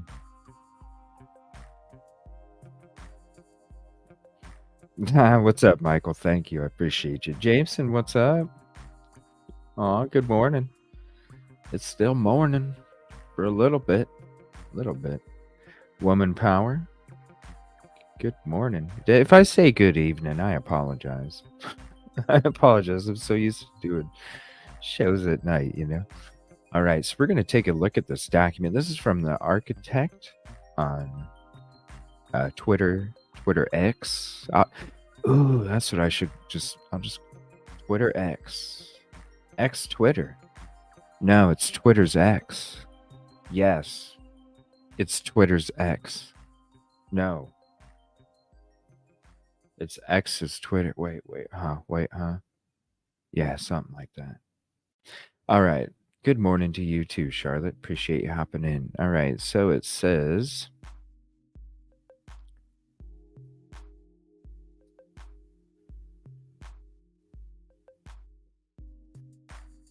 All right, we got some stuff on the left and some stuff on the right. So 2057, which would be 857.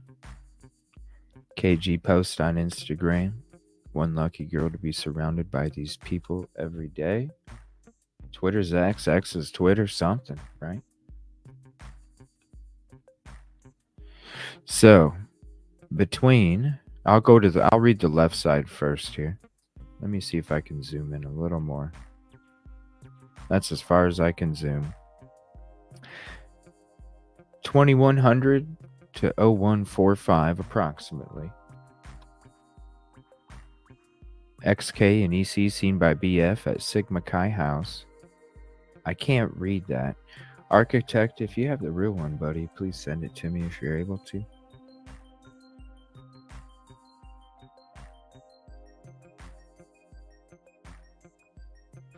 That's what I'm saying, commercial.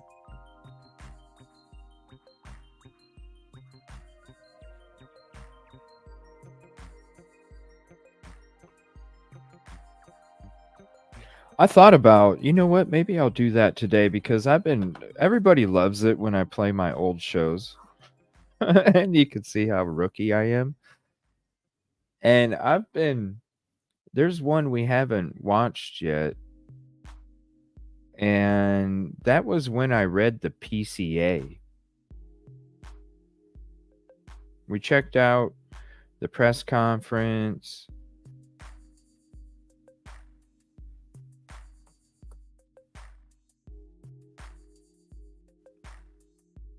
Never really checked out the PCA of when I did my live there. So I thought about playing that. Maybe we'll do that. We'll see. Because it would be interesting to kind of like go through the PCA again, but watch the old me go through the PCA. On the evening of November 12th, 2022, Chapin and Coronado are seen by BF at the Sigma Chi house on the University of Idaho campus at 735 Nez Pierce Drive from approximately 9 p.m. on October 12th to 1:45 a.m. on November 13th. BF also estimated that at approximately 1:45 a.m. Chapin and Coronado returned to the King Road residence. BF also stated that Chapin did not live. Oh, excuse me. Hold on, I gotta mute it. I'm about to sneeze.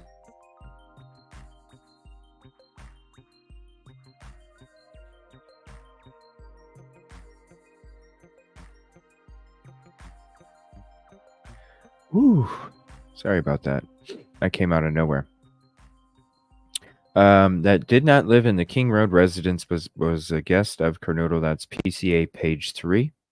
From 2200 to 1:30, KG and MM seen at the Corner Club via security camera.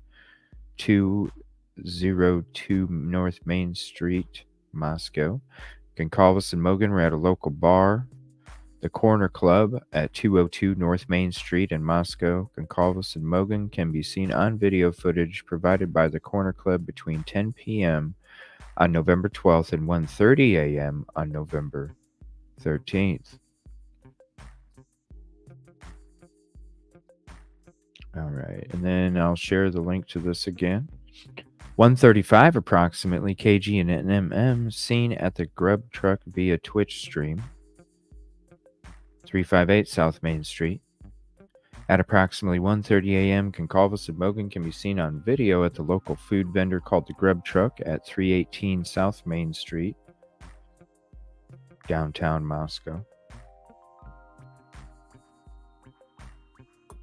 The Grub Truck live streams video from their food truck on the streaming platform Twitch, which is available for public viewing on their website. Shout out Grub Truck, appreciate your hard work. 1:56 per Olivia Goncalves, KG and NMM arrived back home via rideshare. As she stated, she saw neighbors' security footage to confirm. And that's the footage that I'm saying when that comes out, when that footage comes out, that's when not the audio, that's when the Linda Lane video is second important. If these timestamps are real.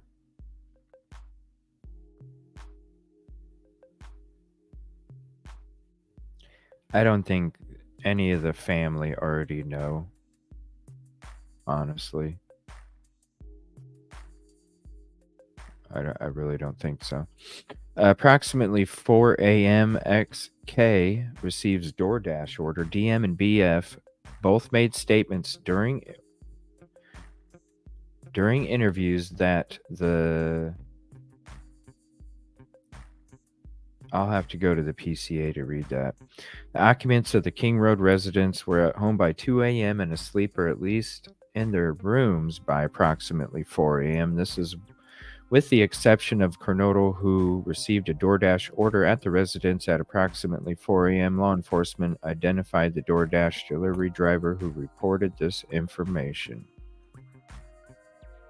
PCA, page 3.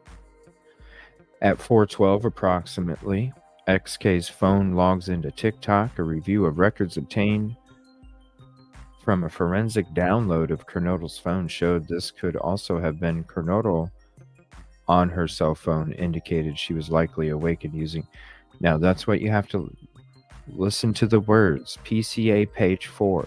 This is what I want everybody to listen to, because this is stuff that I've brought up in the past. And people, I'm not saying that Zaina was on her phone for sure. And I don't say that because we don't know. And so there's a lot of people that are referring to Zaina taking her phone and being on the phone. And this is how you read these words carefully. A review of records obtained from a forensic download on Kernodle's phone showed this could also have been Zaina. Could also.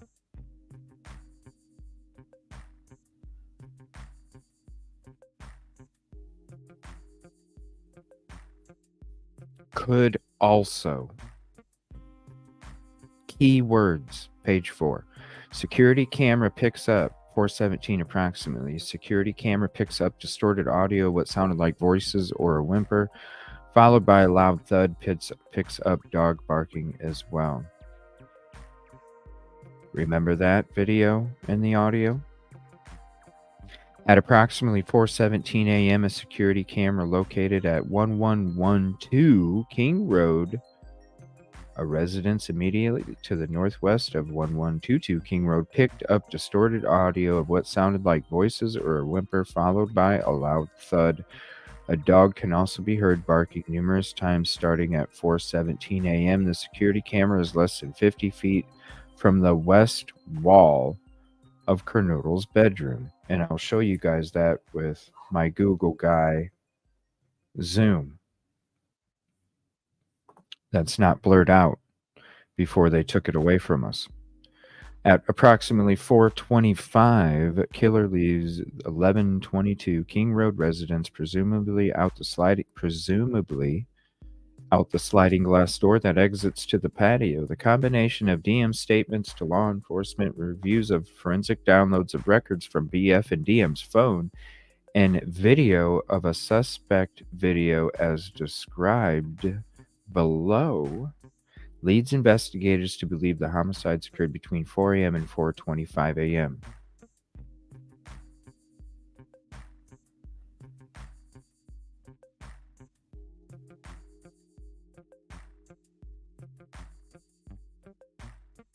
Was there a video on the phone as well?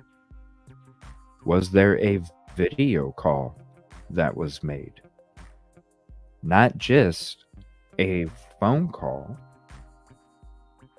Was a video call made? At 11:58, MPD state that 911 was called. Early police reports said that Funk and Mortensen, who lived on the first and second floors of the house, recruited friends to the scene before one of them finally called 911 at 11:58 a.m. The pair were quickly ruled out as suspects and have cooperated with the investigation. Very good document and little, I guess not a document, but a little puzzle that was put together from the architect. I want to say thank you to them. I appreciate your hard work. And here is the link to that again.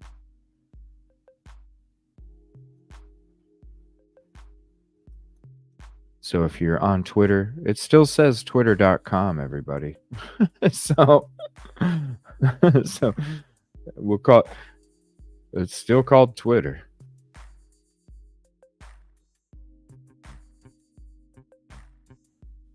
Still called Twitter. All right, so I'm going to go to that video. I'm going to show you guys the Google guy before it was taken away. I'll show you exactly what we're talking about. Let me see here. And then we'll get into those new documents here. I do want to watch a video on it first before we read it, but here is... Where is it? There it is.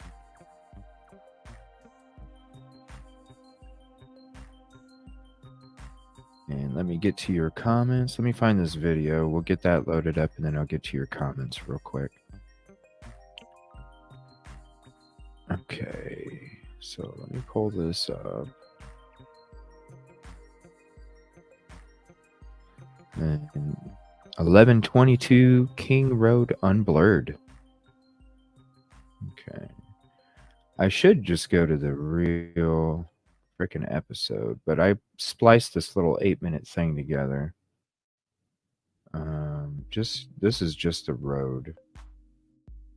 Trying to think where.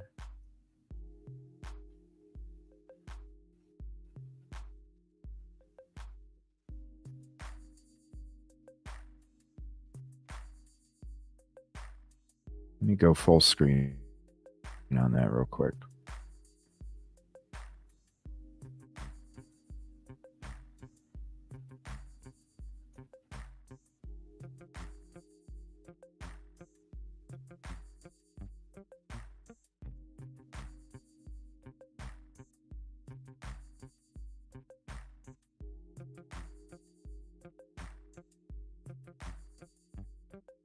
Yeah, those houses are close, that's for sure.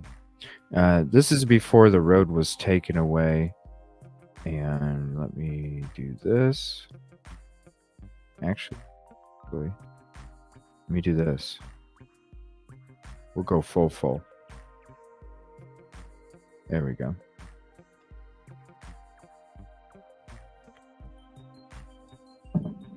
"50 feet. Yes, 50 feet away. 50 feet away. I'm waiting until it gets to this certain screenshot here. Yes, great follow on Twitter. And that's NC Mountain Man. That's what I'm wondering. I'm wondering, and this is, I've always said this. I always wondered when it comes to that NC Mountain Man, I'm going to kind of piggyback off that because I've always wondered, because it never states that what number of statement that was from DM. So was the statement that was used in the PCA, was that a statement that took place after an interview like that might have taken place? NC Mountain Man, what do you think? I've always wondered if that was, what statement was that? Was it the third statement? What statement?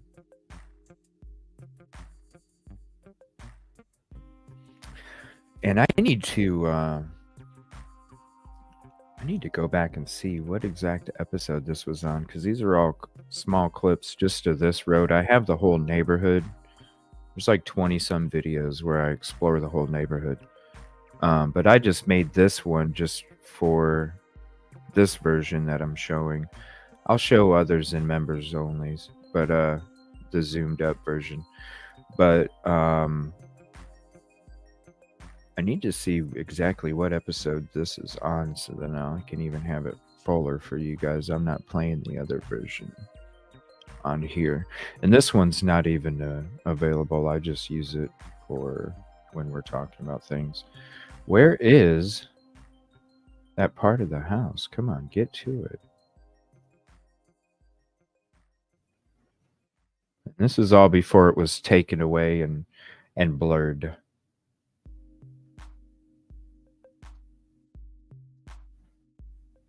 I think it's coming up. I thought it was towards the end.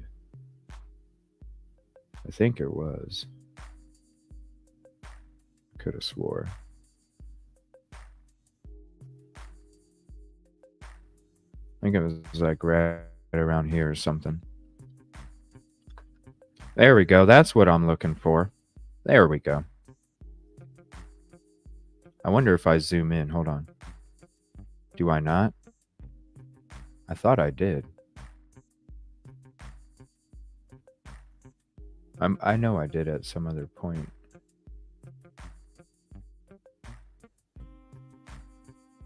There. Oh, no. Go back.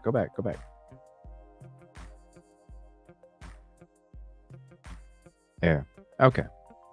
So that's the camera that they were talking about there and what they're talking about in the PCA. 50 feet?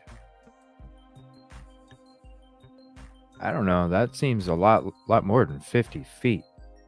Okay. And the reason that I made this video, not only because it was taken away, but the one reason I was like, man, I need to make this video because I'm like, where is this other camera that's 50 feet away? Because I don't think that the camera that is that camera, I don't think that that camera is 50 feet away from the property. So it made me go, okay, so is there a camera on this side of the property? And you couldn't check it out because it was blurred out.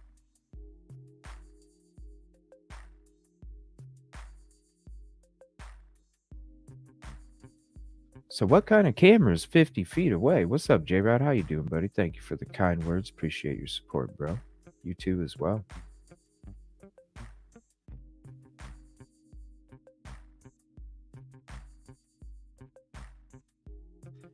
What camera is 50 feet away? Now, if there's a camera on the back side of this property, sure, it's 50 feet away. There is no camera on the back side of this property. That would be 50 feet, okay? From the corner of that house to the corner of the 1122, from the back corner to the front corner, 50 feet. From this part of the house, look, see right there, there's no camera there. Where's the camera? Where's the camera that's 50 feet away?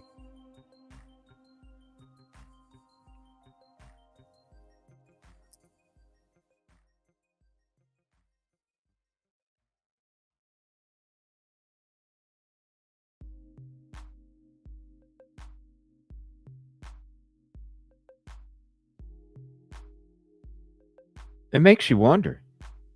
It makes you wonder, NC, for real. And yeah, no change. This is way back on, oh my gosh, November, because this shit was gone. This shit was blurred out like real fucking quick, everybody. Like real fucking quick.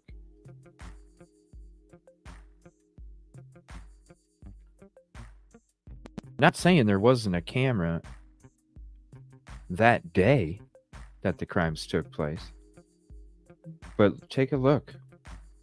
Where's the camera that's 50 feet away? The camera's not 50 feet away. The camera they're talking about is right over here.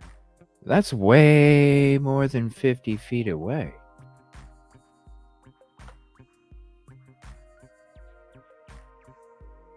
So we're going to take a look at the bird's eye view, right? Because that's what we can do on Google still. So we're going to take a look at the bird's eye view, and I'm going to show you this too.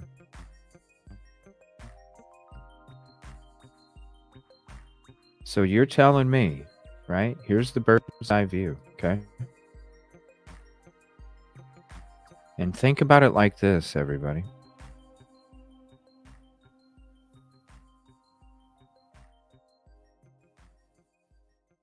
Think about this.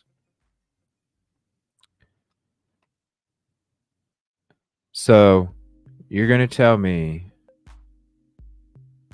that you're going to tell me from the corner or where, we'll just say, yeah, the bedroom, because it's the west wall, right? That camera is 50 feet. If it's on the front of that, basically look at where the rails coming out of the house are at in the front. You're telling me that's 50 feet. So I don't know. Maybe they're referring to, because it's more than 50 feet, in my opinion, but maybe they're referring to from the corner of the property to the corner of the property, there's 50 feet. Okay. Now, when it comes to the statements, I've always felt that there was some kind of surveillance here at 720 or 712 Queen Road. Okay. But I would think that if there was, there would be some kind of mention of it, right? Because if you're trying to, why would you base your surveillance, which is good surveillance, right? Because it's coming, you saw the screenshot, that camera's coming straight out them stairs, and it sees this house right here, and it sees the intersection right here where King and Queen Road's at. So it is good surveillance. Okay, but it is facing the other way. So that's why I say if some of this footage comes out right here, this Linda Lane footage over here, the video is second important. The audio and the timestamp have always been questionable about. The video, you know, yeah, you can doctor shit. I don't think the video's doctored. I think the audio is possibly. But you never can trust the timestamp either. So, I don't know. This is the only camera that I know that they're talking about. Good morning, Remy. How you doing today? Julie Dunn. I think there may be one at 712. Yeah, that's what I've always kind of. Those are the two properties that I'm like, that is the surveillance. Maybe not the 720, which it would. I mean, if 720 did, it's still pretty critical because that's a pretty close shot of the vehicle. You know, not coming away from you, but next to you. I mean, going right in front of you, side view. You know, you'll be able to see probably how many people are in the vehicle. You know, all that stuff. Definitely a close shot and a side shot, which you can't beat. It's second best than a front or rear shot. And then the 712 for sure, because you're going to see that parking lot and a little bit off to the side and possibly even back here, but I don't know. I think the main part you would get is probably this area right here at the parking lot. But still.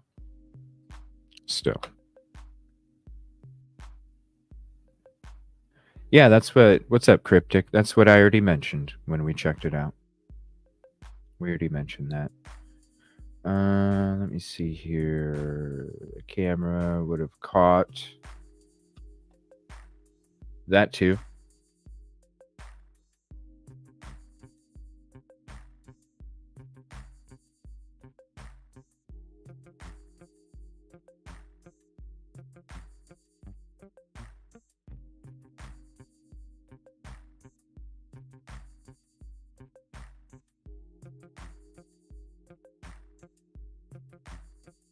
There is no back porch. You got the front porch, but there's no back porch. See, if you go right here, let me back up just a few seconds. Right here, there's no back porch right there. If you mean the front of the property as the back porch, I just consider that the front porch. If you're talking about this, I just consider that the front porch right there. Are you talking about the back porch of, no, you put 1112. What's up, Valerie? My phone's so touchy. What's up, Vicky? But they can never see. Just join. Oh, you're good. Thank you for hopping in. Hit the like, please, if you haven't. It's a free way to help out. Around the corner from this pic.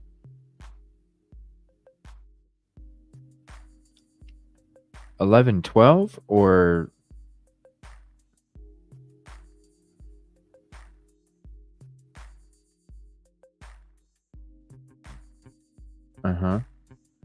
What's up, Chicklet? How you doing?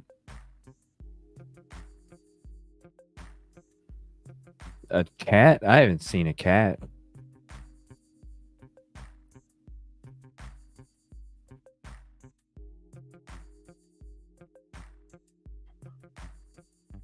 Yeah, that's same here. Like, even that screen, you know, the like even the sliding glass door, like,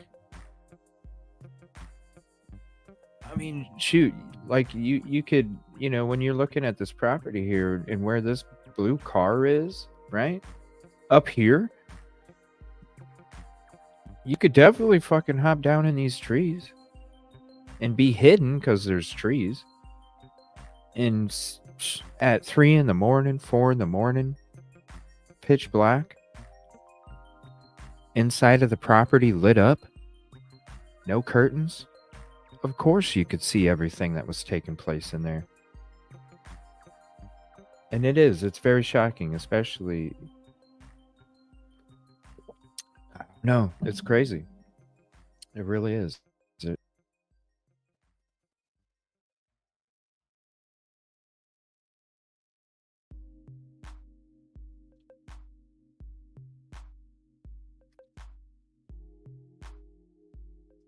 If there's a screenshot, send it to me for sure, because I've always wondered, was there a camera back there? What's up, Evie? How you doing?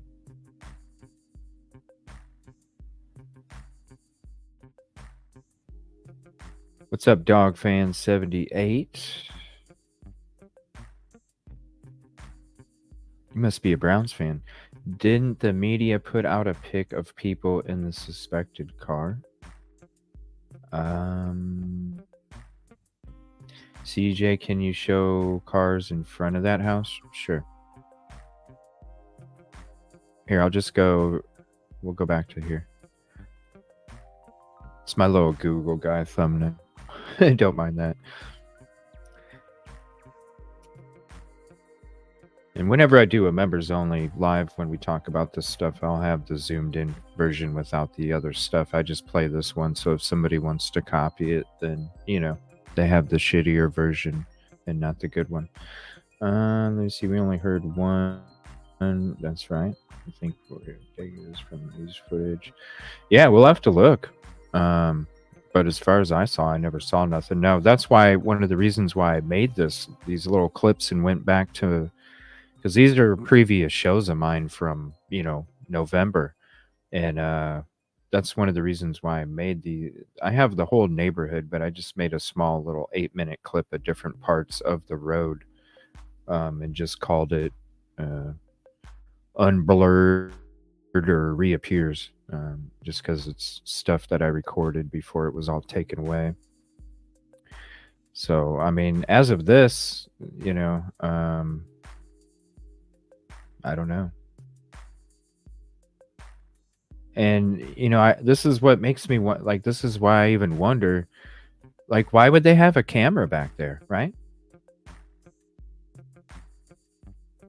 Why would they have a camera back there?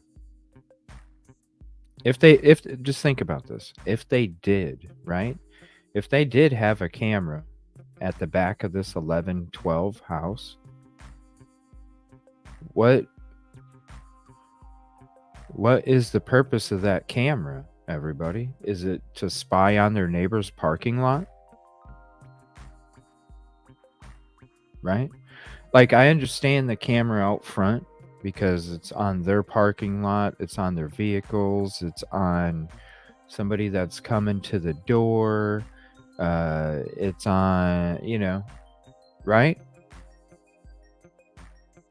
But why would they have a camera on the back of the property to keep track of the neighbor's parking lot?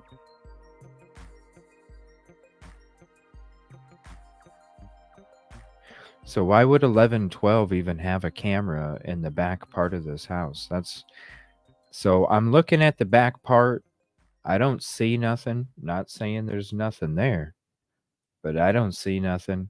I don't remember seeing anything on any local news. I mean, if there is one, I'd love to see it. Send it to me. What's good, Architect? Thank you so much for your hard work. I appreciate it. We just showed one of your tweets on Twitter's X, and I appreciate it. Very, very well put together. But that's what I'm wondering. Like, number one, I don't see one. I haven't seen one. Not saying there isn't one on the back of 1112. But if there was, why would there be one? To watch the neighbor's parking lot? I don't know. So I'm leaning towards that the camera they're talking about is the front camera. I don't think they're talking about a camera in the back. I would love to see a photo if there is. And I think when they mention the 50 feet in the PCA, I think it's from the back corner of this 1112 to the front corner of 1122, and that's where they get the 50 feet distance or something, because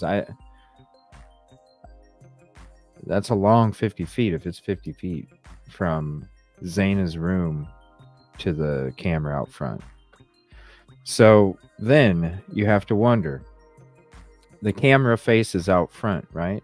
And I'll play this here in a second. I just want to go back to this part to show you guys what I'm talking about, right? So the camera faces out front on this porch, right? It's a light bulb camera. It's a camera that's somewhat pretty much in the middle of the front of the house. So the audio is going to be going from the front of the property, and the audio is the waves of the audio sounds is going to have to go around the corner and through that area. Now, I think it definitely could have picked up some screams. A thud.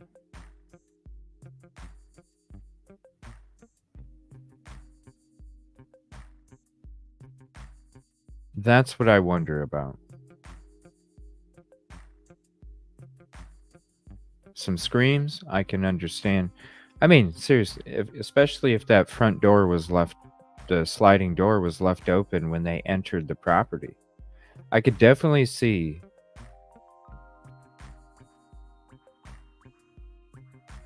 a scream coming through there very easily. A thud? That's what I would have to question, because that thud could come from it could come from a room that was inside their house. The thud could have came from there. And yeah, that's a great comment, Bobby J. All those houses are so close together, and everybody said it was a quiet night. So let me, I'll rewind this and I'll just kind of let it play as we're chit-chatting.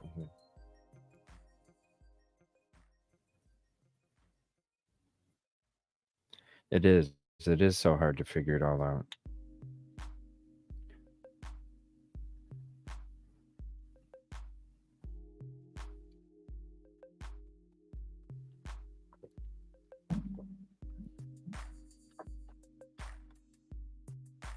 Yeah, and that's what I wonder, like, how is there, and it must have been, the footage must have been them, okay, so the screenshot that was out there that everybody was thinking, well, not everybody, but some people were thinking like it was showing the 1122 King Road residence, which it wasn't. I mean, come on.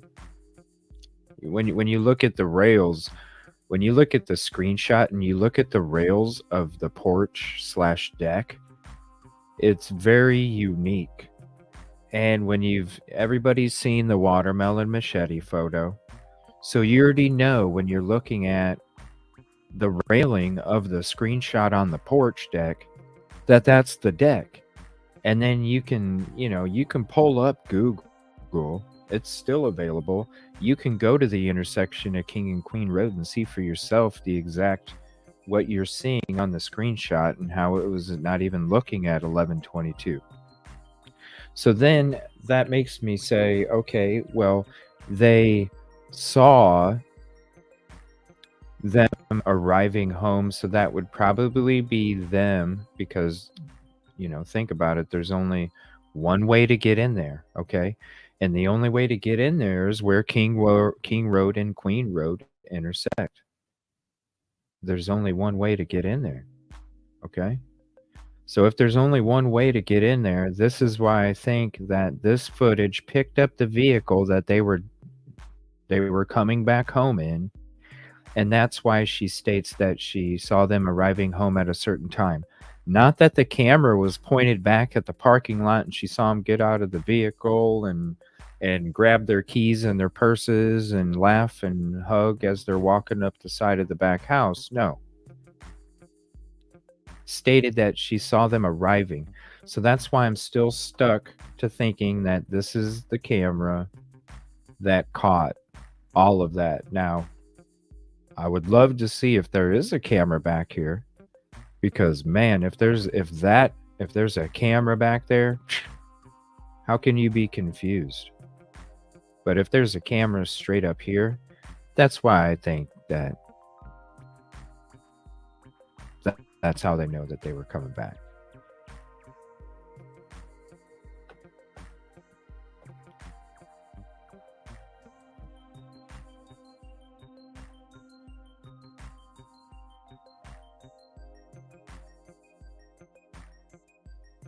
Right?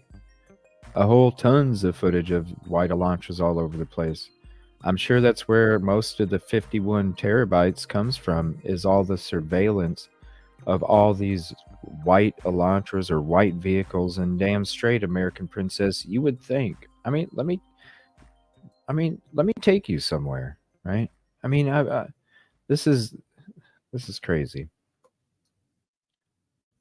And I've been like, when we first started checking out the PCA and the route, when we first started checking out the PCA, when it came to the route, I mean, this is pretty obvious here.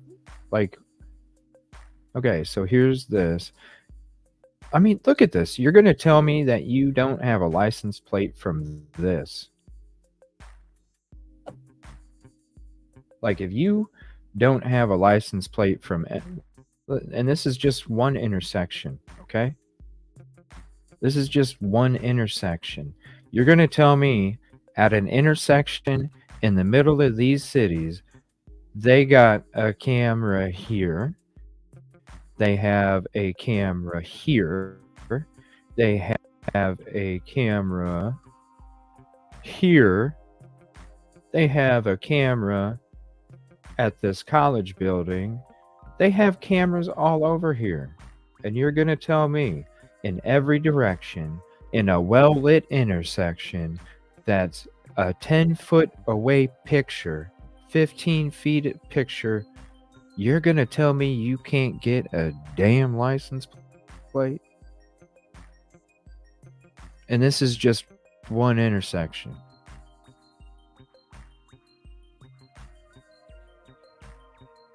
No, it's not. It's not pulling up speculations. This is real shit. This is real shit. Because if I'm being accused of committing this fucking crime, show me my fucking license plate. Show me my license plate. It's like I was telling Daniel when we were talking about this a couple months ago. If you pull me over for going 65 and I know damn well I was going 55, show me the radar. You want to give me a ticket for speeding and I know damn well I wasn't? Show me the radar. And this is the same application. You want to put my car here? And you got all this surveillance? And I'm driving around in the middle of the freaking city instead of in both cities, all over the place, where I can be caught on surveillance all over the place? Instead of going the back way, where I'm going down dark roads, less lit areas, way less surveillance, a strategic approach. So that way I don't pop up on a whole bunch of shit. Where's my license plate? You think I'm gonna pay a toll on this interstate if they just send me something in the mail without a picture of my damn license plate?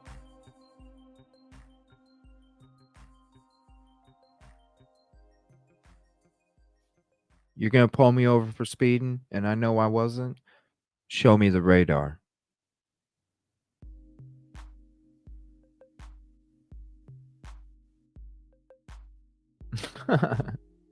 You should see me on my police simulator game.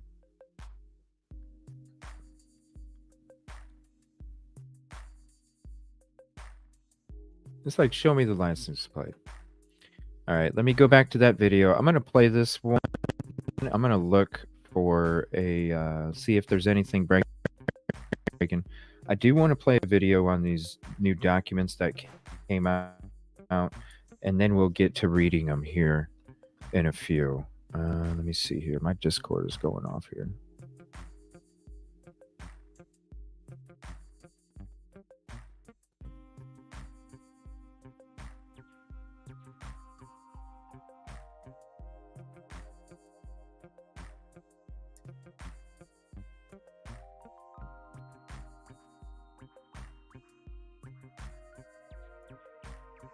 All right, let me see here.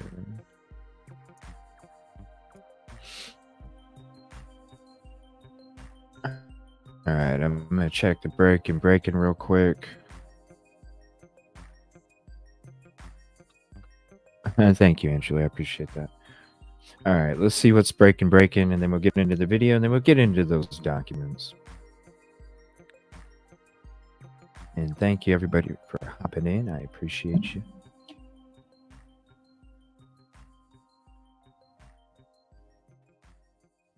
Even the trolls and the haters, because I know you watch too.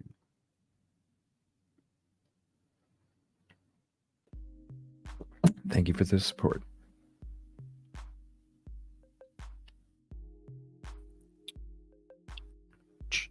I am not seeing anything. It is a slow news day, isn't it, for live news? Daily Mail. Ooh, I love Daily Mail videos. This refers to the PCA. But I wanted to watch one on the documents and then read through them with you guys. Let me see what else is out there.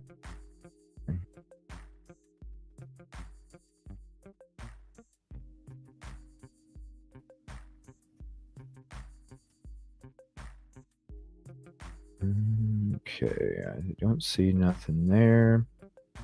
All right, we're good there. Let me play this video real quick, and then I'll get this other one about the documents, and then we'll get into those. All right, this is about the Alibi. Daily Mail. I love Daily Mail. I just can't stand their articles because the freaking pop-ups are nuts.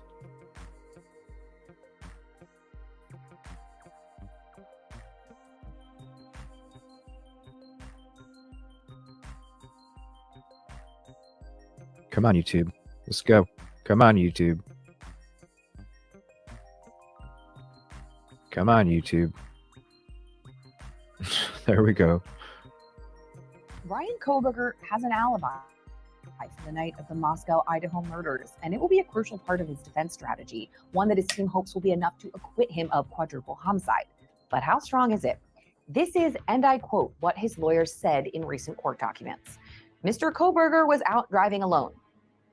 That is the alibi. Now, it is just my opinion, but it sounds flimsy at best. He was just out for a drive, and he can't say exactly where he drove, but claims he knows exactly where he wasn't, and that was at the victim's. You know, and that's okay. When it comes to this alibi, that's when I was like, dude, I expected. Come on, StreamYard. Jeez. $30 a month for this is really getting annoying. And it's sad when all your other content creator friends have the same freaking issues with this. Come on, StreamYard, dude. I can imagine how much money you get freaking $30 a month for this. And I got a cheaper plan. Because I'm like, damn, $30 a month is already enough.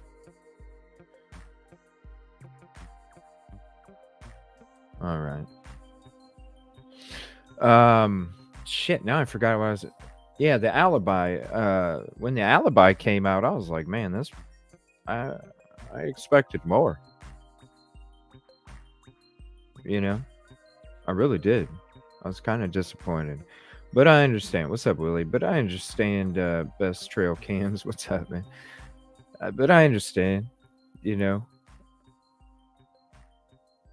who knows? But man, so, like I said, some shit is like, dude, you were involved somehow. Maybe you didn't do the physical part, but dude, you were involved somehow. In some parts, it's like, I don't know. It don't make sense. I don't see. There's reasonable doubt, right? Reasonable doubt. It's going to be a very interesting trial. I couldn't prove where I was at either, right? Right?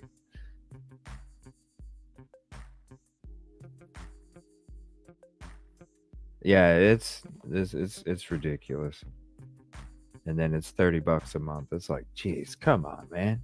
There's already enough other crap we got to pay for, or we choose to, whichever you want to look at it. All right, so yeah, I was a little like, I was like, wow, that's what the alibi Acquit is. him of quadruple homicide. But I get it. It's 4 a.m. But how strong is it? This is, and I quote, what his lawyers said in recent court documents. Mr. Kohberger was out driving alone. That is the alibi. Now, it is just my opinion, but it sounds flimsy at best. He was just out for a drive, and he can't say exactly where he drove, but claims he knows exactly where he wasn't, and that was at the victim's home. I think the alibi is vague, but let's really break this down bit by bit. How effective is an alibi? And thank you for that, Blue Flame. I appreciate that, because it's the damn truth. Like, you know, when you, yeah, I've made highlight videos about it. Go to my video section, and I've made a few videos about this MSM shit. It's ridiculous, and that's what it's like. We all say we are. You know, you're not going to turn on your TV. It's a new age. You're not going to turn on your TV. I sent you a link in Discord, buddy. If you want it in your email, let me know. But I sent you one in Discord this morning when I started the show.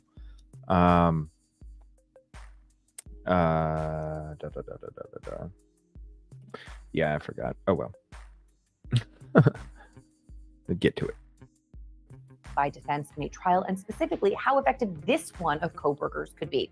To do that, we turn to former federal prosecutor and the president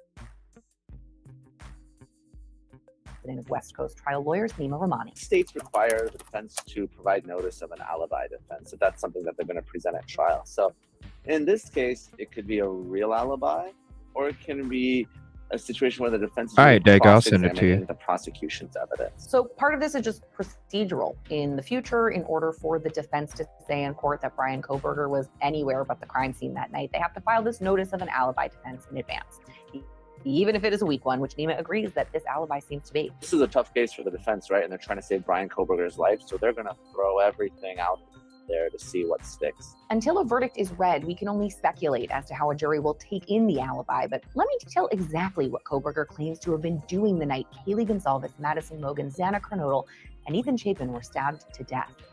In court documents, his lawyers write, Mr. Kohberger has long had a habit of going for drives alone. Often he would go for drives at night. He did so late on November 12 and into November 13, 2022. Well, that sounds mighty convenient to me. You have to remember, police have gathered a lot of evidence so far, evidence that provided enough probable cause to have Kohberger arrested and charged under the presumption that where he was on the night of November 13th, 2022 was allegedly inside the victim's home, committing quadruple murder. We know that Brian Kohberger's phone traveled from Washington State to Idaho. It didn't make it all the way to the house where the victims were murdered. And whether that's because Brian Kohberger wasn't there, or as the prosecution claims, the phone was turned off, in airplane mode, left behind. that's going to be something that's going to be a big issue at trial. What Nima is referring to here are cell tower pings that law enforcement gathered showing Kohberger's phone traveling towards Moscow, Idaho the night of the murders, suddenly going off the grid and then reappearing sometime after the killings. So we don't know if there's an actual alibi witness, or the defense is going to argue that because Brian Kohberger's phone wasn't there, he was not at the scene of the murders. And I think that's why they presented this notice of alibi, to make sure they're not precluded from doing so at trial. So the defense could argue that since Kohberger's phone can't be placed in the vicinity of the crime scene at the time the crime was being committed, he cannot be placed at the crime scene at the time the crime was being committed. My problem with that is the fact that Kohberger's phone can't be placed anywhere because it was either off or in airplane mode, according to law enforcement. Now, the other thing that his alibi defense seems to be doing is appearing to explain away this alleged footage of Kohberger's white Hyundai Elantra traveling from his home in Pullman, Washington to Moscow, Idaho on the night of the murders. So let's go back to that night and talk through what circumstantial evidence law enforcement claims to have, and then put that into context with what we now know about Kohberger's alibi. Police used cell phone tower pings as well as CCTV footage taken from several cameras along the way to track the suspect's movements on the night of the killings. And they mapped out an alleged route he took during this drive. I am intimately familiar with his supposed drive because I was reporting in Washington and Idaho, and I drove it multiple times. Now, the first sighting that investigators say they have of Kohberger's car on the move was at 2:44 a.m., leaving his Washington State University apartment and heading out of Pullman and towards Moscow, Idaho. There's a main road, the Pullman-Moscow highway, that connects these two college towns. And just before his vehicle reaches this thoroughfare, police say his phone went off the grid. Now, they believe he turned it off or put it in airplane mode to obscure his location. Now, if his alibi is to be believed, this means he would have just been driving around aimlessly for several hours with no GPS on his phone. Now, it is roughly 10 miles between Kohberger's home and the crime scene, and at that time of night, there's basically zero traffic, so it shouldn't have taken long to get from point A to point B if you were driving straight there. But Kohberger's alleged movements aren't a direct route, and that may actually, I think, firm up his alibi for a jury. At 3:26 a.m., his car was picked up on camera down this out-of-the-way residential street in Moscow, Idaho. When I drove in the area, I recall thinking this: it's odd. There isn't anything down the 700 block of Indian Hills Road but homes. It's a nice little suburban street, but kind of random. And we presume that Kohberger didn't go there to see anyone along this road because A, he never stopped the car. He was only in the area for 2 minutes before another camera captured his sedan leaving. And B, by his own admission, he doesn't have anyone to corroborate his alibi. So we can deduce he never saw or spoke to anyone there. Now, at the time I was taking the drive, my theory was maybe he just got lost. Since his phone was off, he wouldn't have had access to Waze or Google Maps or anything like this. And the roads in the area are dark and really windy. I got turned around myself multiple times and I was using GPS. But I quickly talked myself out of that theory when I considered this: the claim by police that Kohberger routinely visited the victim's home on 1122 King Road. Cops say his vehicle was spotted in the vicinity of the crime scene some 12 times prior to the murders. Now, if you drive anywhere 12 times, you probably don't need GPS to get there. But now, in light of his alibi, I think it's possible that that random little detour down Indian Hills Road might have been done with a purpose. We know Kohberger was getting his PhD in criminology and had a master's in criminal justice, so he would no doubt understand how important establishing an alibi can be. Hypothetically, if the suspect was planning on saying he was just driving around, making some seemingly random turns to nowhere may help that sound more plausible. It will be harder, in my opinion, though, to explain why his vehicle was then allegedly seen shortly after, essentially casing the home. Police claim to have tracked the white Hyundai through CCTV from that random residential neighborhood over to the victim's home. And they say his car was spotted driving back and forth around the house 3 times before appearing to park somewhere for several minutes, during which time law enforcement believes he entered the home and committed 4 murders. If the jury believes that the car in the footage is Kohberger's, it's going to be a hard sell to convince them that this portion of his journey was just a part of a random drive. Where the house is situated is down a small, out-of-the-way side street that dead ends.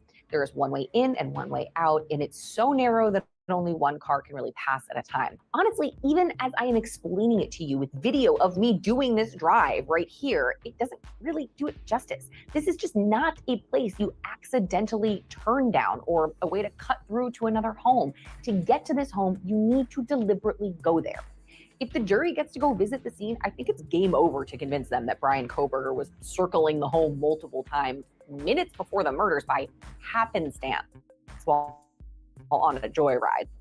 Plus, the defense will have to contend with this issue of Kohberger's phone going off the grid while driving in Washington and then popping back on sometime after 5 a.m. down a random back road in Idaho. I think the defense is really going to attack that cell site evidence because in their filings, they've also argued that the video surveillance footage of the white Hyundai Elantra is inconsistent with that evidence as well. Any crime show can tell you that having an alibi that's I was alone isn't ideal, so anyone would presumably want a corroborating witness to confirm it.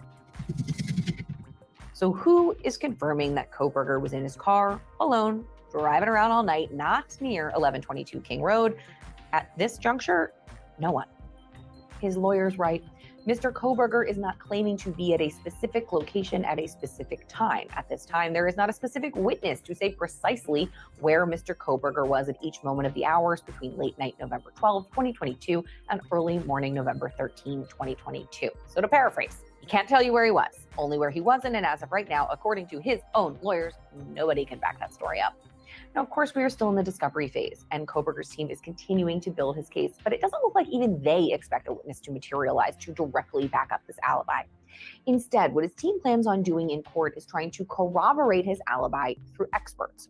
Corroboration of Brian Kohberger not being at 1122 King may be brought out through cross-examination of the state's witnesses. At this time, Mr. Kohberger cannot be more specific about the possible witnesses and exactly what they will say. It's not a real alibi defense. It's more sort of cross-examining the government's witnesses and arguing by inference that because the phone wasn't there, Kohberger wasn't there either. He was somewhere in Idaho where his phone was. Again, we circle back to the cell tower pings and that CCTV footage.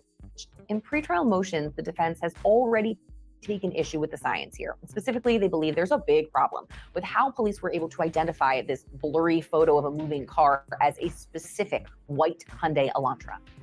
They're gambling here that someone on the jury won't buy that it's definitively Kohberger's car seen near 1122 King Road, which, as far as we're aware of right now, is the only thing that puts him at the scene of the crime at the time of the murders.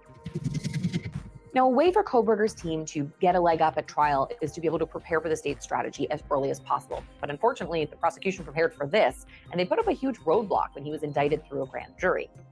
His lawyers recently filed a motion to vacate this indictment, and what I mean by that is that his defense team is trying to get the formal charges dropped, take us back to square one, and force a probable cause hearing.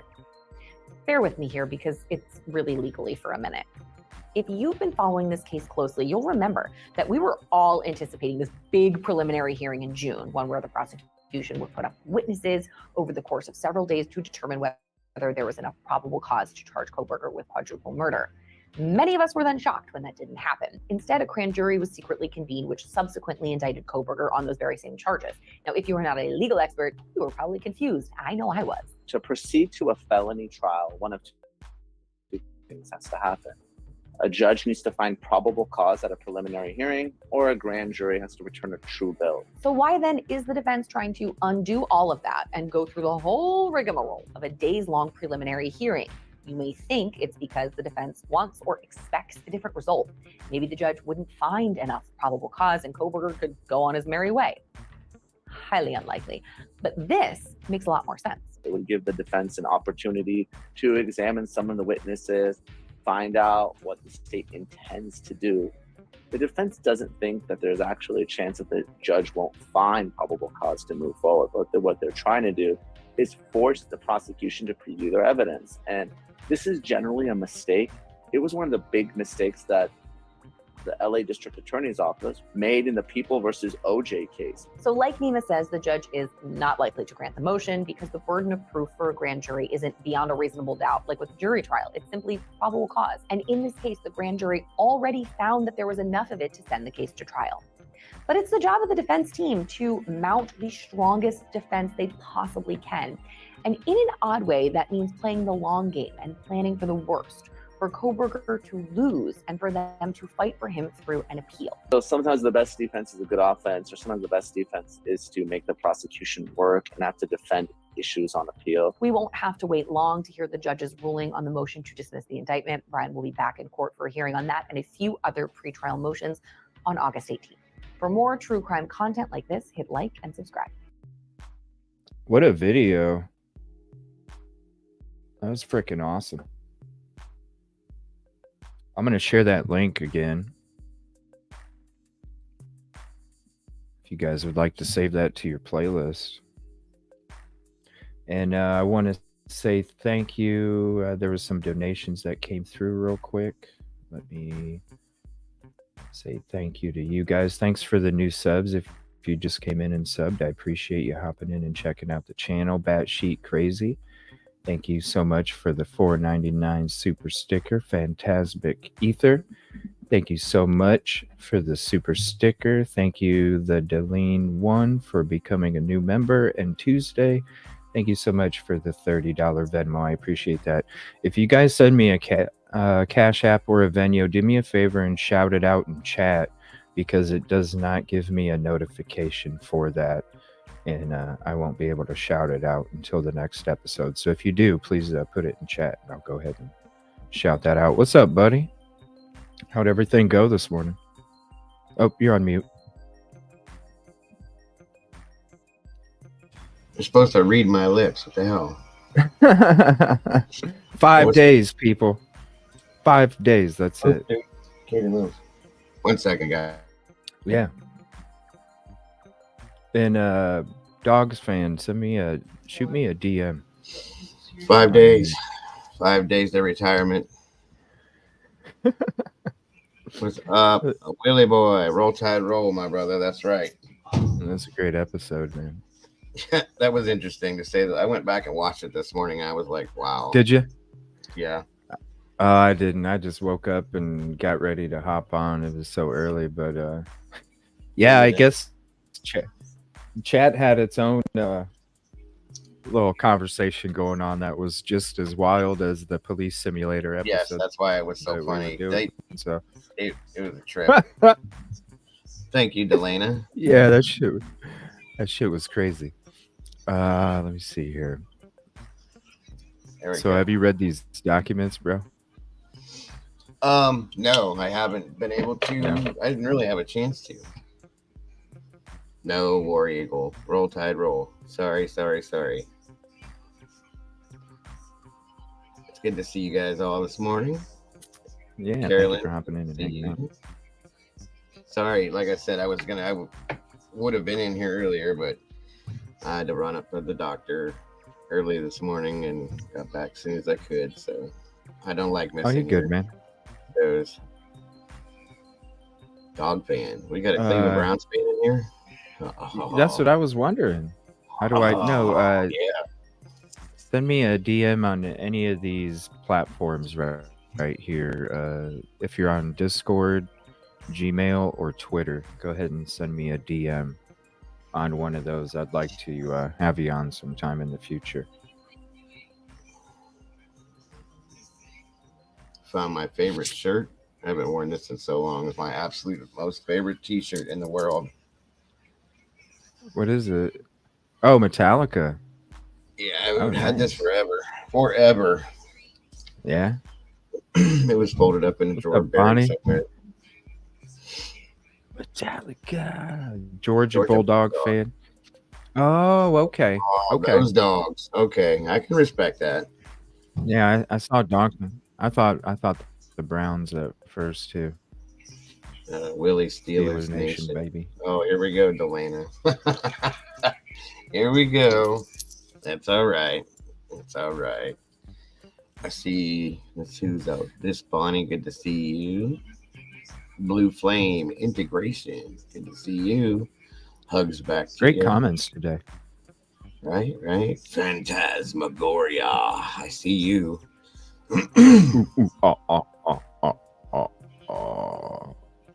Everything's good, Phantasmic. Yeah, it's just a regular monthly thing I have to go to. That's all. That's Thank you good, guys. Natalie B, good to see you.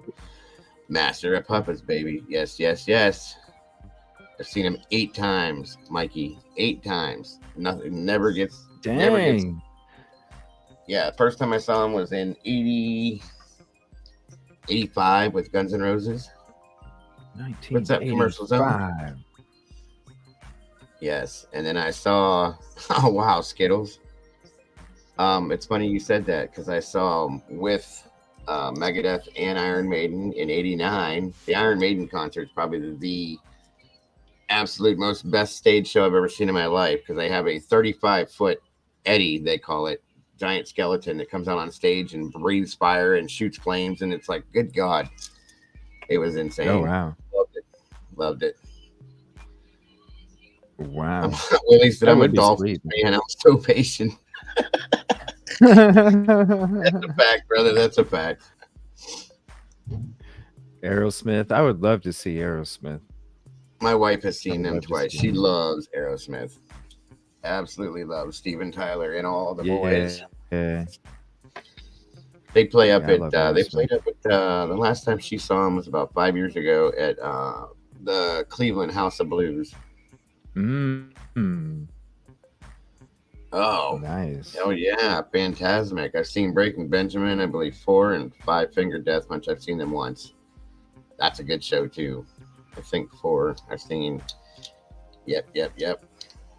I've seen in, was it 90? I saw Monsters of Rock tour that was Slayer, Metallica, Megadeth, Anthrax, and, oh my God.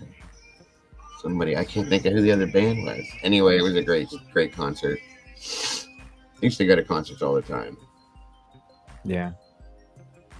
Cradle of Filth. Hell yeah. Wow. And then I saw, a couple years back, I saw they were doing this thing around here, the 90s, bringing back the 90s tour. And then we saw Naughty by Nature, Salt and Pepper, Vanilla Ice, and Belle Biv DeVoe. Oh, wow. That was interesting. And then Bobby Brown made an appearance on stage with Belle Biv DeVoe, kind of like New Edition type thing. And Ralph Tresvant popped out there.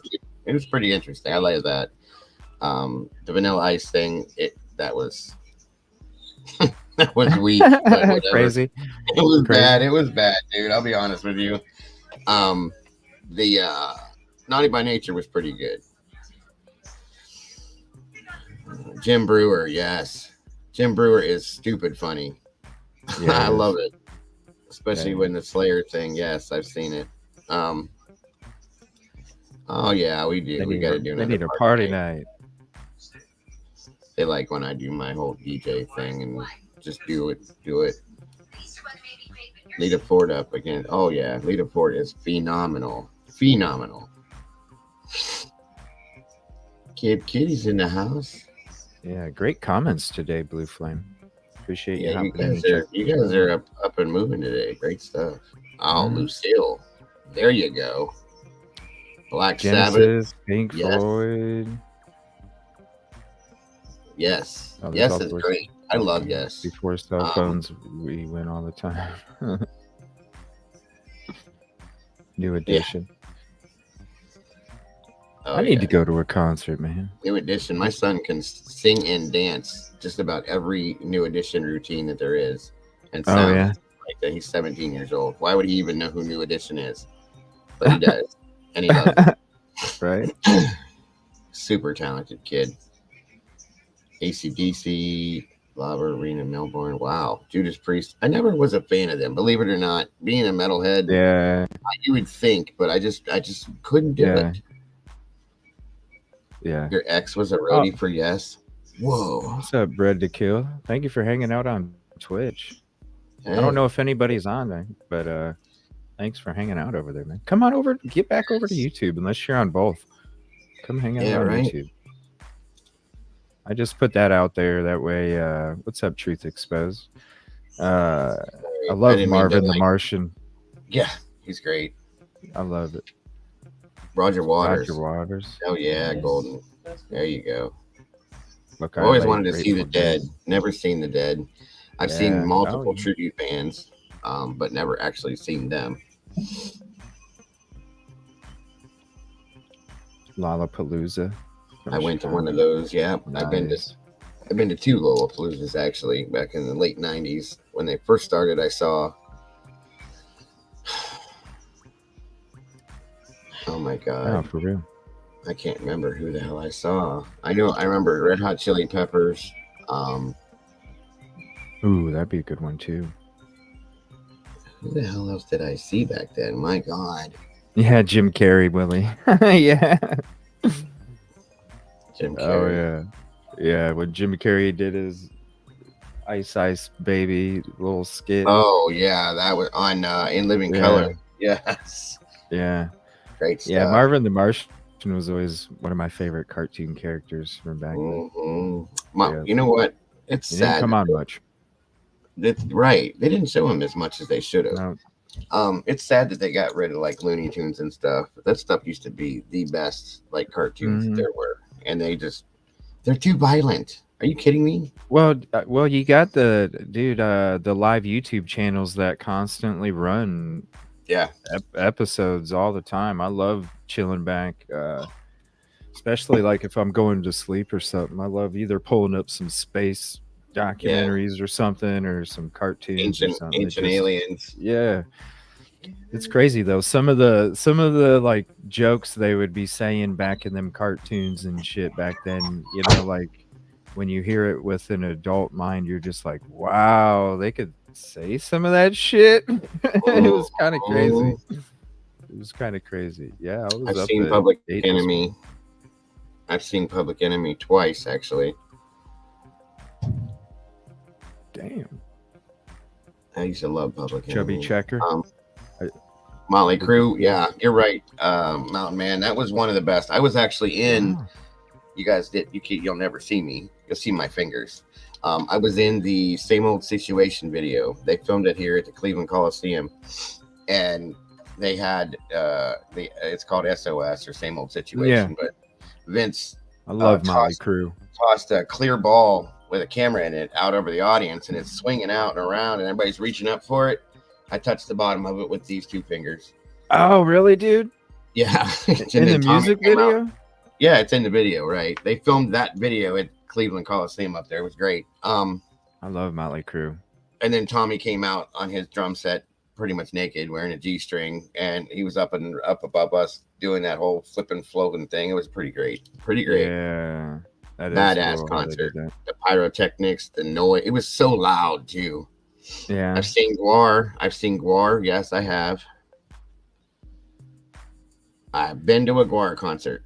Believe that or not. Gwar and Manowar. I saw them together back in '89. That Gwar was a mess. Those dudes are a mess. Like, they throw up inside. They wear masks and like these big suits and stuff. And like they throw up. What? They throw up inside masks and stuff. It's just, they're crazy, man. That band is nuts. For real? Could you listen? Anybody that's been on stage before, all right? Like, I was on a stage in high school drama. Like, those lights are fucking hot. So I can imagine being in a concert, having all that lighting on you. Yes. And, because when you're done, you sweat a lot during performances. And so when you're done, you're sweaty and you're stinky. And I can imagine like what that would be like if you puked all over yourself and then had all of that mixed in with the show. If you watch, whoa. I watched a documentary on Gwar, and they talk about how they throw up and pee and piss and shit inside the hell? And everything. It's crazy. Yes. Dude, I love Gwar. Yes, absolutely. I was just like, what the hell is wrong with you? They're whacked though. Like, they're really a mess. I thought Slipknot was crazy and Mudvayne and all that. The guys from Gwar are insane. Like, literally legally insane, I think. For real. My band opened up for Mushroom Head up in the Cove. You know where the Cove is at in Geneva, Ohio? No. You never heard of that? No, I thought you were talking about another bar in Akron. No. There's a lot of coves, but Geneva on the Lake, it's No. called. Yeah, there's a place called the Cove in Mushroom Head where I played there. We opened up for them. I actually know the guitar player. Oh, cool. I'm sorry, Sherry. She said, "Boys, I'm eating my breakfast." Yeah, sorry about that. Oof. Sorry about that, hon. It gave me I don't even have breakfast, and it's like I'm like, damn. Just because I'm remembering like performances, and then I'm like putting myself Really? there and like imagining the extra of all that other stuff, Typically. and I'm just like, geez, I can't even imagine. Yeah, typically Unique says she lives 15 minutes from the Cove. Like, this place is awesome, guys. It's called Geneva on the Lake, and it's just like it's on Lake Erie, and it's just like a little town, Geneva itself, okay? And it's got all these shops and this different things, bars, restaurants, and all this stuff. And in the summertime, it's insane. It's kind of like Put-in-Bay, yeah. It's really cool though. That place and is there's wild. a couple good bars in the Cove. There's a lot of bands that'll play up there. Mushroom Head plays up there all the time. And Bay is wild. Yeah, that shit's wild. It is fun. How is Pantera touring? There's nobody left in the band. Especially if you're single. Whew. What's up, DTS? Not all Browns fans were Swifties. what? Or Swifties. Dude, get out of my face with that shit. God, no way. Danny Filth doing a debut with Ed Sheeran. What?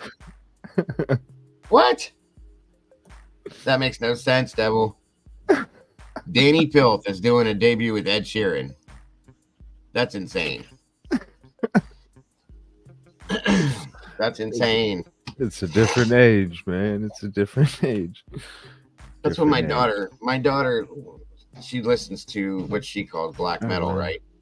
Yeah. Dark metal, whatever I guess it's called now. And it's like screamo stuff. And I'm like, okay. She grew up knowing what hold on a minute. Yeah. Oh, Shinedown. I love Shinedown. I love Marilyn Manson. I love all that shit. I love all the oldies. I love everything except I just can't do country. I don't know. I just can't do it. But anyway, so she starts playing. She knew what I listened to when she was growing up: Obituary and Slayer, Intuned, heavy stuff like that, right? And then she didn't like it. She didn't like that kind of music. And I was like, okay, well, whatever. As she got older, that's her type of stuff, I guess. But then, so I'm playing it for her when she's telling me what she likes, and I'm going, okay, so you'll like this now and that. And she was like, ew, no. I said, you just said, is that the one in the freezer? Yeah. You just said you like screamo metal type stuff, right? So she starts telling me about all these newer bands, and it's a bunch of guys that they dress like Weezer, and they got these real I high. love Weezer. I do too, but it's not that. It doesn't match, dude. Okay. Okay. And they're doing screamo shit, but it's like a real high pitched like instead of the roll type stuff. You know what I mean? And I said, what are you listening to? This is not screamo metal. She goes, yes, it is, Dad. You have no idea what you're talking about. I'm like, I have no idea what I'm talking about. I'm just happy that she doesn't listen to what she listened to when she was younger. She liked Lil Wayne and all that. What's wrong with Lil Wayne, man? I love Lil Wayne. You're Little. Okay, we can't be. Lil Wayne's one of my favorite. Lil Wayne's one of my favorite rappers, man. I'm out. I love Lil Wayne, man. Love Lil Wayne. He has no musical talent whatsoever, bro. None. Oh well, I mean, yeah, he's a auto tuner, but the lyrics, man, it's the lyrics. It's the wordplay, the chess wordplay. When it, that's 311. Yes, I love I've seen 311 twice. I love Lil Wayne. I don't know. I just can't. If you want to talk about rap, I like NWA. Oh yeah, for sure. By Nature. The stuff that was out back when we were in like high school. Yeah. You know what I'm saying? Yeah. And even older stuff. The Sugar Hill Gang, Dougie Fresh, Dana Dane, the really old shit. I do love Eminem though. I don't know what it is, and Tupac. I'm like super fan of Tupac. I don't even know what it is. Devil, send that to me, please. I'd love to hear that one. What is that? I used to do that a long time ago. I used to mix a long time ago. Yeah, I used to mix. did I. I would take like beats from different. You know, I used a lot of Michael Jackson beats. Yes, because and this stuff is so interactive. Yeah. You're right. I used to mix metal with before they even did that crap, but I would take metal and mix it with like NWA. Thank you, man. Or stuff like that. I love doing that kind of stuff. Kid Rock's okay. I'm sure he puts on a great show. Snow. Remember Snow, dude? Yeah. Yeah, the one single. Yes. Yeah. And then he bounced. He's got a crazy story. If you ever like, there's a documentary. Thank you again. Thank you all for becoming a member for multiple months there. I can't with rap either. Yeah, No his Country story But is the story that Vanilla Ice pretended to have. Yeah. You know what I mean? It was crazy. Yeah. Because I came across the documentary one day and I was like, yeah, oh, shit. Yeah, it's real. I was like, damn, okay. And then you got Vanilla Ice pretending to have that type of a story, and he was a pretty boy from Miami. Like, really? Come on, dude. Yeah, that Arsenio Hall appearance is epic. And then he tried to go into hardcore rap. That was a joke. Then he tried to go into metal. That was a joke. Now he's refurbishing houses. Right. Flip this house. Hey, no, man. Hey, you got to respect the hustle, man. Because I mean, as long as he's doing something right, yeah. He's hustling. That's Never for give sure. up. Whatever it is, at least he can go from one to the next to the next to the next. Biggie, yes, Biggie. I have a lot of respect for both Biggie and Tupac. I think that their stories, especially. I've seen a lot of Snow performances out of Michigan. I bet. Yeah, that's one of the reasons why I moved the hell out. I was like, I can't take these ice storms and snowstorms and blizzards and lake effect and all this shit no more. I've done it for fucking too damn long. I'm tired of it. Not quite as bad as Milli Vanilli's story, but almost. You're right. That was a complete total lie. That's a sad story too. It is, especially for what It's a happened sad one. Rob, what's his name? Yeah, whatever their names. I know. Rob Yeah, and Fab. I can't say their last names. yeah. Very sad. It was just. It was wrong. manipulation. Yes, People yes. capitalizing and them, it all falling on them, which they should have came. You know what I mean? When there was a certain point, but. Yeah, you got to check out the documentary sometime. They were pretty much locked in, and That's had to the do this Milli shit. Vanilli documentary is very sad, very sad. And then the mental health Right. stuff that came from. Yep. Yeah. They were Definitely very. I sad mean, the story. music itself was like ahead of its time. It was very. They were just very. It could have been, the dancing and stuff like that, and the guys that actually performed the songs, they Mhm. were very talented too. So Yeah, the couple older guys that were in the mic, singing in the microphone. It's like, what the heck? Oh wow, Corrosion of Conformity. I used to love them when I was skating. I would skate to them all the time.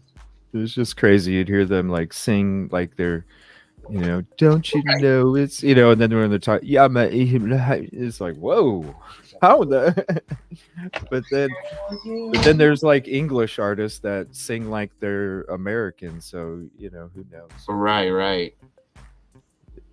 You never know. Bomb the Queen of Rap. Wait a minute, what? I'll have to check her out. Double Doll. Show the product. Never heard of that. Yeah, I haven't heard of her either. What's up, Vix? Yeah, and hit the like if you haven't yet. It's the free way to help out. We'll get into these documents here. No chains. Let me see here. We will open up panel here in a few. I'm going to get through these documents. And I'm sorry, I didn't mean to redirect anything. I just. Oh no, you're good, man. Said something, and you can't talk about music when I'm around. I'll just go nuts. No, I don't know. There's no issues. I always like the chit chat, and you always got to mix it up. The ups Yeah. and downs. Logic. Let me see. What is here. Who is Logic, Elena? Is it a rapper? Yeah. I don't know a lot of the new rap. Yeah, he's good, man. I like Logic too. He raps a lot about mental health too, man. You should check him out. Is that a white dude? Yeah. Okay, I do. He's vibrate. Yeah, you should check him out, man. He's See, yeah, it's hard for me because Caden's 17, so I should know this stuff, right? My son, I mean, but he likes the stuff I like and older stuff, so it's hard to like. He'll listen to some of the new stuff, but not hardly any of it. So I don't know a lot of it. Mm-hmm. Yeah, it's good stuff, man. Yeah, he raps about mental health as well. Definitely check him out, dude. I'll have to. And what's this other rapper I know? My other son, he listens to this guy. He listened to this guy a lot. He does a lot of like. God, what was his name? Not Tech Nine. He does like rap with metal in it sometimes. Is it Tech Nine? No. I don't know. I don't listen to Tech Nine. The Rappin' Duke. I remember that, William. I have that cassette still, believe it or not. Yeah, NF is awesome too. Juice WRLD. See, I don't know any of that. ASAP Rocky. He's one of my faves. I think maybe it is Tech Nine then. Yeah. ASAP Rocky. He's awesome. I never heard of that stuff. Eric Church. Okay. I met Toby Keith twice. Love his music. I love everything he does.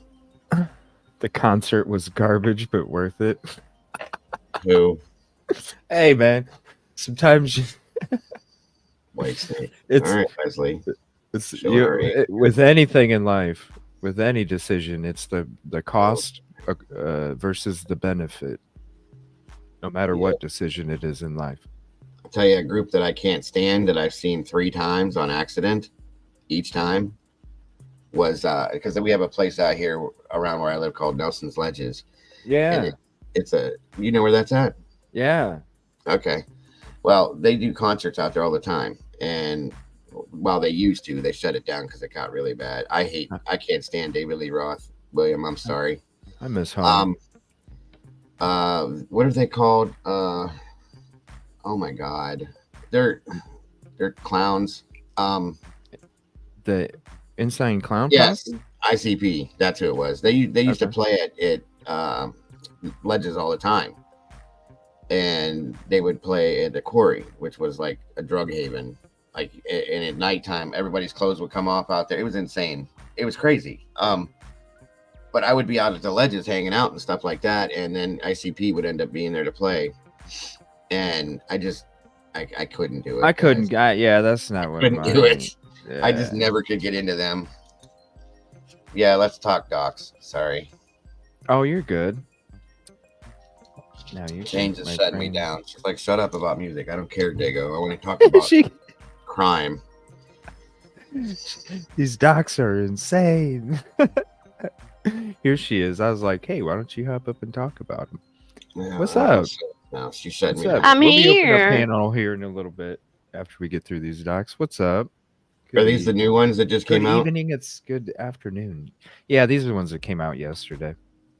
What is there? Something bad in them or something big or? What's up? No change. You want to give us a dummies version real quick? The breakdown is basically that this person is a DNA geek and knows her stuff and is saying that you can't basically go with what they are finding because there could be discrepancies. And it would be best to get maternal and paternal in order to place him as a relative to the both. Does that make sense? No. No. I was Why going to ask not? you to say that one more time. Yeah, I didn't catch what you were. Because I I had to switch. I the screen understand there, that. and you you're went saying, deep. Yeah, that was kind of like down in the hole. Down in the hole. You're saying that it's a DNA. We just came off a concert, so no chains. That the DNA cannot be admissible in court because there's so many discrepancies that come into play. The sheath DNA. Is that what No, from the genealogy. The GG. Oh, the genealogical thing. Okay. See, Yes. I haven't seen this yet, so you got to bear with my stupidity. Wake up, get with the program. I'm awake. I'm woke. Yeah. Hey, he had a long shift last night. He put in some overtime. Seriously. Oh yeah, that's right. He put in some overtime. Dealing with all these damn criminals. Yeah, and he was drinking pretty late too. Man, But I yes, can imagine that it's- hangover this morning, Doug. Right. Yes, it has to do with the genealogy part of it. Well, the genealogical stuff was where that's the stuff that was. That's how they dealt with the sheath DNA, right? No, I think it has to do with the trash can DNA. But that's what I'm saying, though. That's how they match it up to the sheath DNA. But they're saying that they much rather have maternal and paternal in order to say that it is him. Of course, because that's what the big deal was about this was. That's why the FBI said don't use this. It's garbage, Right? And they did it anyway. So Yep. and it's not. They're not using it in the trial. So like, well, I don't understand why it even exists. So then why is he being placed there? They don't have anything. That's the point right there. It makes perfect sense now. This is crazy. They better if they've You're gonna- been spending almost a year on Yeah. this person. You're gonna sit there also with the Elantra too, and you can't place him in the car either. Well, yeah, that's true too. But the fact that Taylor said he was out driving around places him in the car. That's where I think she screwed that up. Okay. I don't know why she did that, but it puts him in the car. She's saying he was in the car driving around that night, basically. So if he wasn't in the car, why would you say that? Or if he was in the car, I don't know. That's got me confused now. Yeah, that little alibi part is. Mhm. It's still like, man, I don't know. I still. What's up, Megs? I'm still like. What's the right word for it? Like, I expected more. Confused. You're confused. I think we all are. Not. You're baffled. No, I'm not confused. I'm not baffled. I'm surprised. But do you understand? About this? Because I figured there'd be. I just figured there'd be more. I mean, I get it. It's 4 a.m, and what else are you going to be doing? Usually, you're going to be sleeping or driving around or doing some late night, which I don't even think they had it after COVID anymore. The 24-hour stores anymore. I think they pretty much ended that. Might be starting to get back into that phase. But this was after COVID, so there's no 24-hour stores. If there was any, that would be open.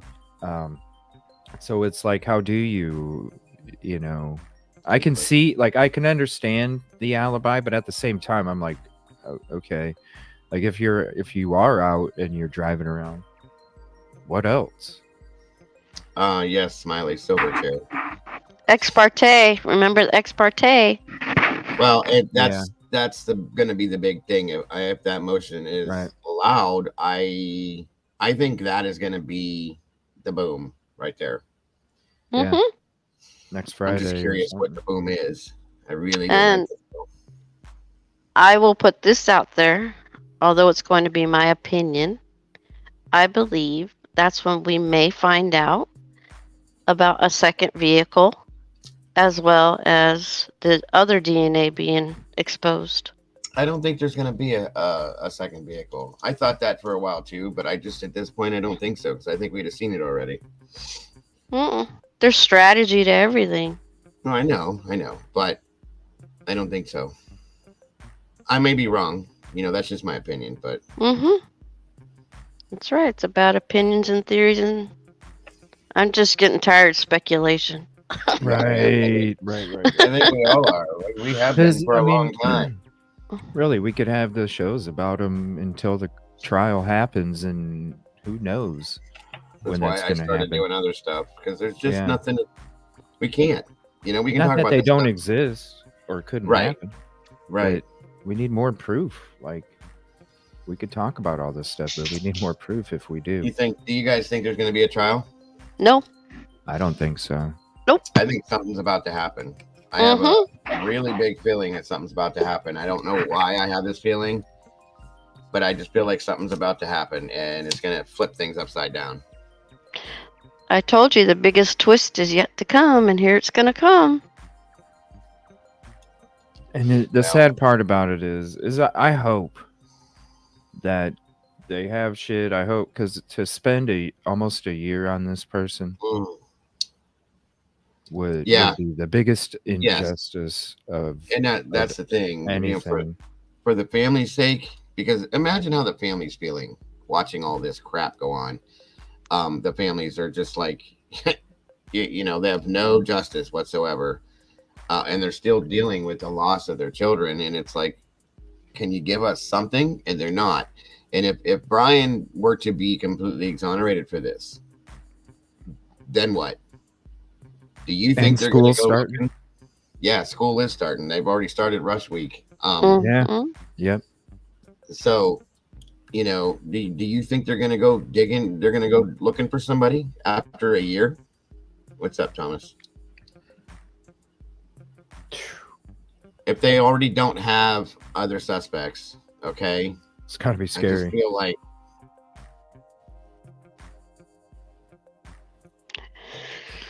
it's got to be know, scary. man. I feel bad for the families. I really do. That's right. It's They a owe us nightmare. nothing except justice for the victims and their families. That's true. Wait, what? I don't think they're watching. I don't think the families are watching. Oh, they are. I know that for a fact. I've been told that for a fact. Not all channels, but they have been watching.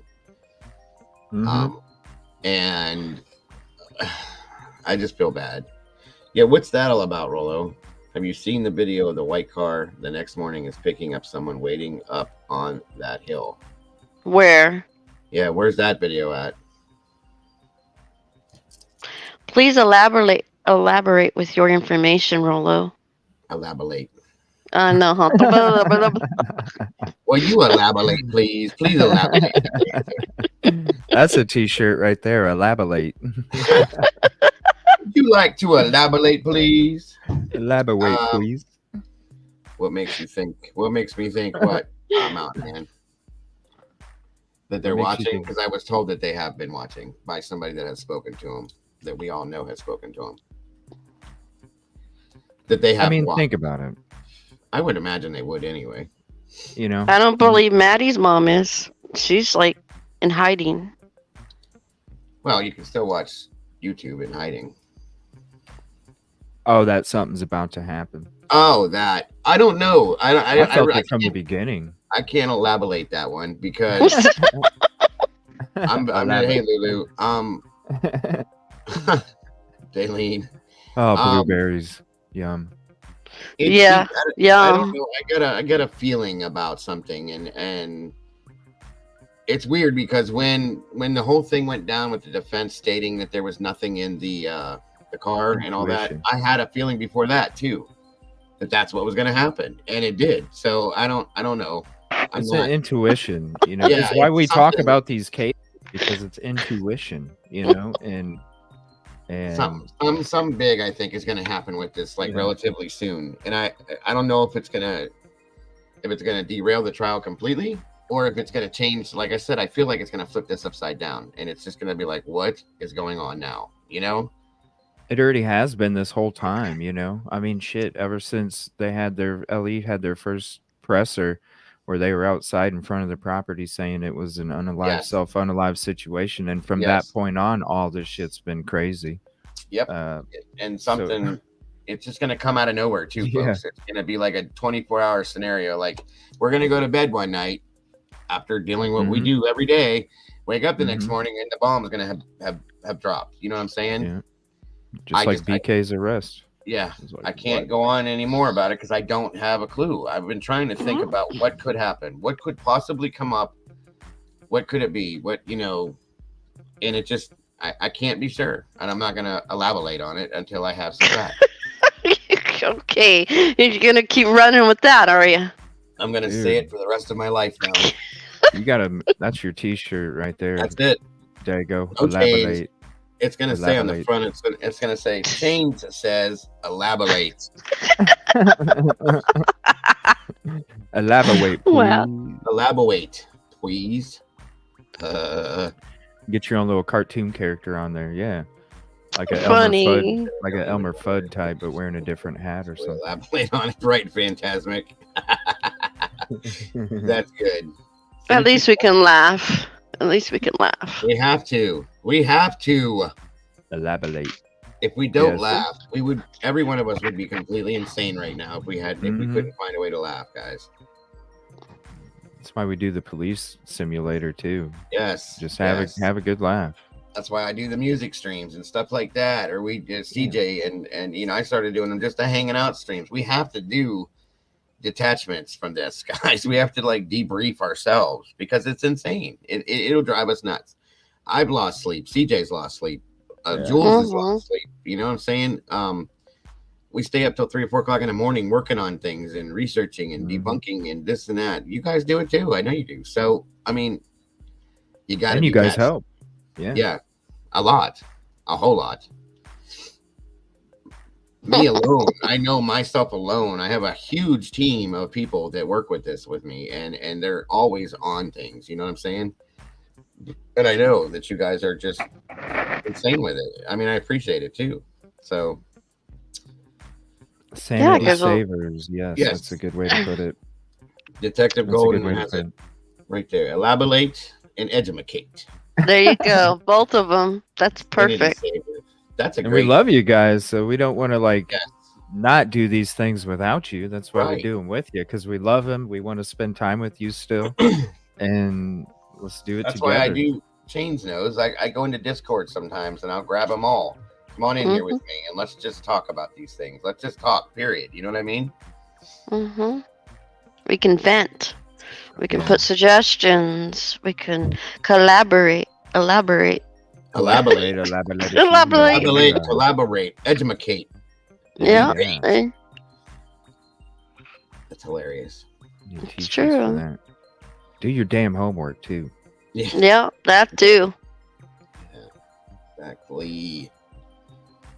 It's important to do that homework. That's how you get knowledge.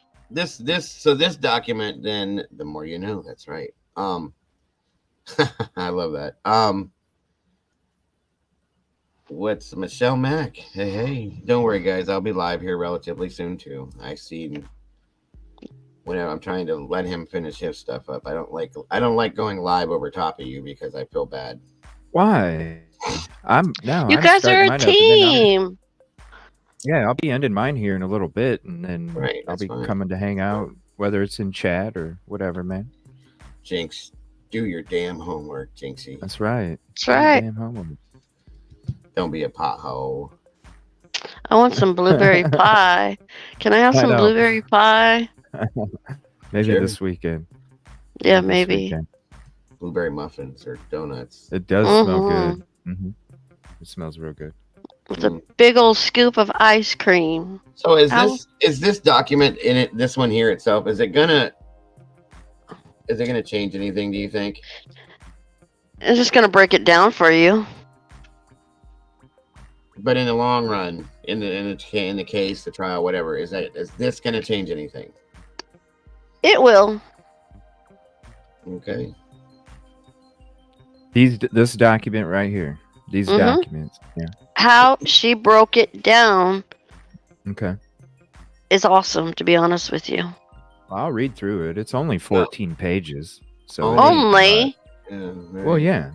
As compared to the other ones that are 36 or 48. Yeah. Right? That's true. That's true.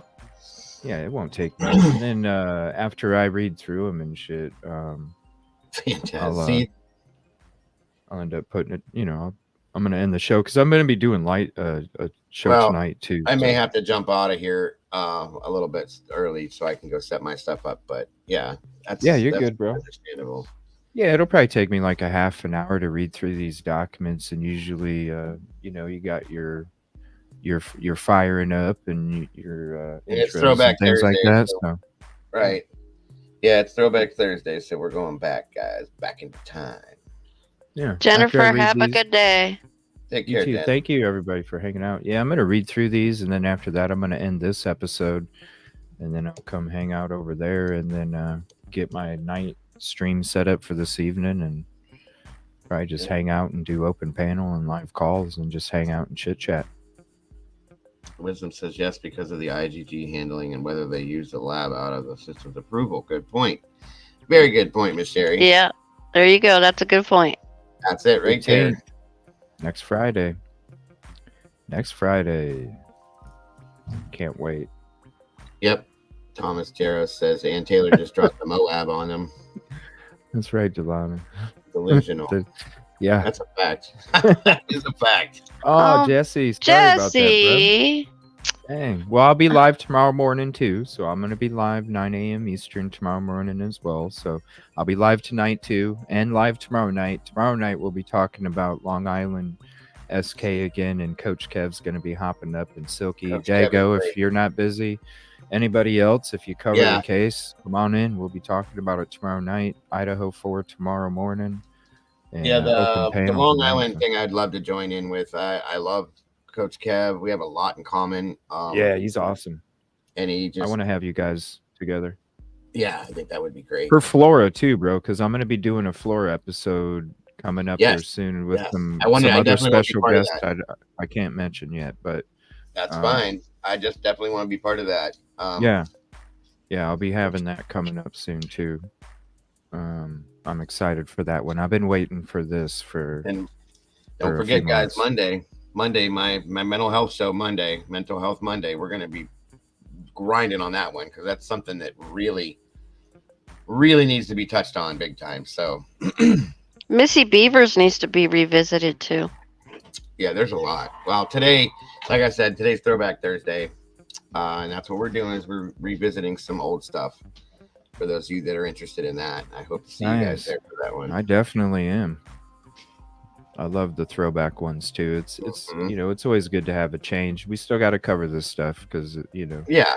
And that's the but thing is it's some of nice these to do- cases, yeah. they go cold, dude. And I can't stand that these cases go cold. Oh, you're leaving? You're leaving? Fantastic. That means I'm not going to have you on my channel. I am sad now. Anyway, I can't even elaborate on it. There you go. Elaborate. Make a logo, somebody. Send it to him Yes. so he can use it in the show. That's right. All right, Phantasmic. Have a great day, darling. Let's see. Yes, Phantasmic. Have a good day. Yeah, I'm trying to figure out what I want to do today with it. I have a couple ideas on how. I think I was going to jump no cold. That's perfect. Mental Health Madness Monday. Wow. Mondays. I don't That know would if I be put great. madness. I don't think I No. would put madness in that because that may offend Mel- somebody. Right. Mental Health Mondays. Perfect. Yeah, it is. All right, Chuck, baby. Good. Aw. Well, good luck. Yes. I hope that all works out for you, hon. I Yeah, really good do. luck today. Remember, all that positive energy's flowing through you, and it's right as soon as you walk in that door, Chalk baby, you're gonna feel it, and you're Mhm. gonna have an amazing interview today. Yes. You're gonna feel it Nikki? as soon as you touch that door handle. No anxiety needed. Nope. It's No Chains, Dago, and CJ. Your channel host. Yep.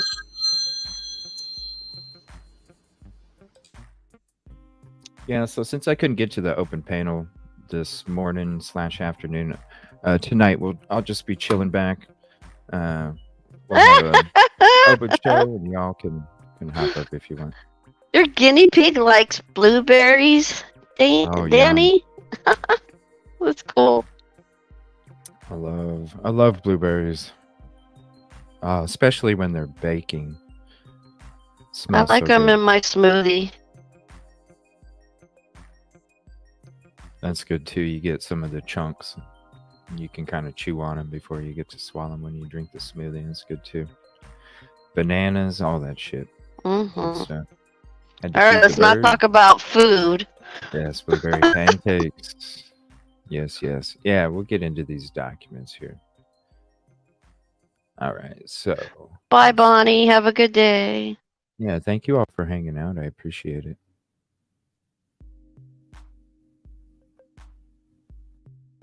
That's my name. But I'm No Chains.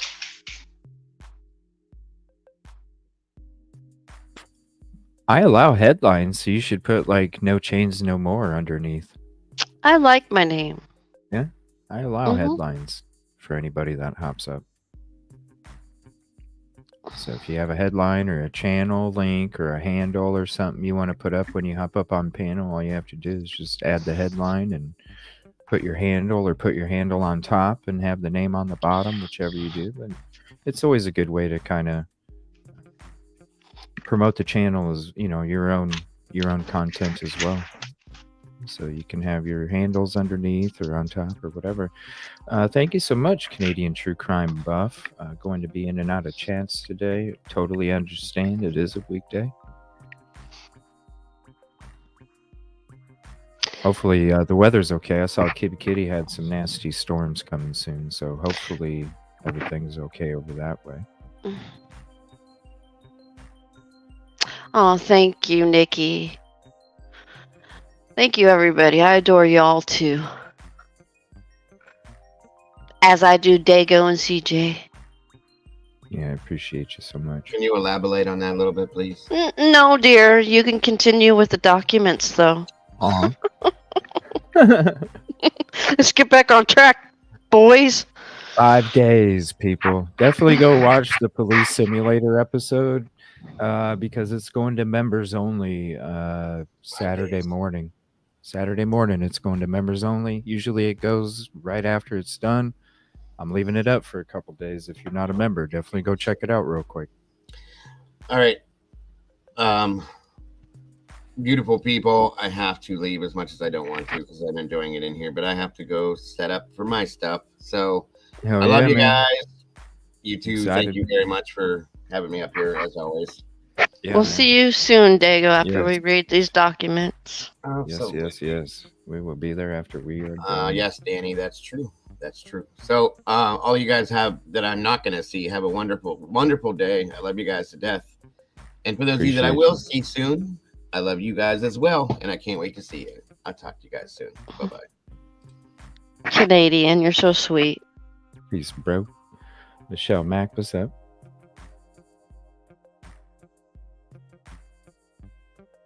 Yeah, we'll go visit Dago when we're done. Oh yeah, Jesse, I'll be over there. You know I am. Plus, it's cool because I'm not working today, so I'll definitely be able to be hanging out and chatting. If he's having an open panel, I'll be able to hop up there too. So I will definitely be hanging out. What's up, Bonnie? Thank you so much for the $5 super chat. You all are wonderful, the sweetest family. Thank you so much. Yeah, and you're a big part of that too. Everybody is. So thank you. What team is on my hat? It's a Cleveland Indian hat.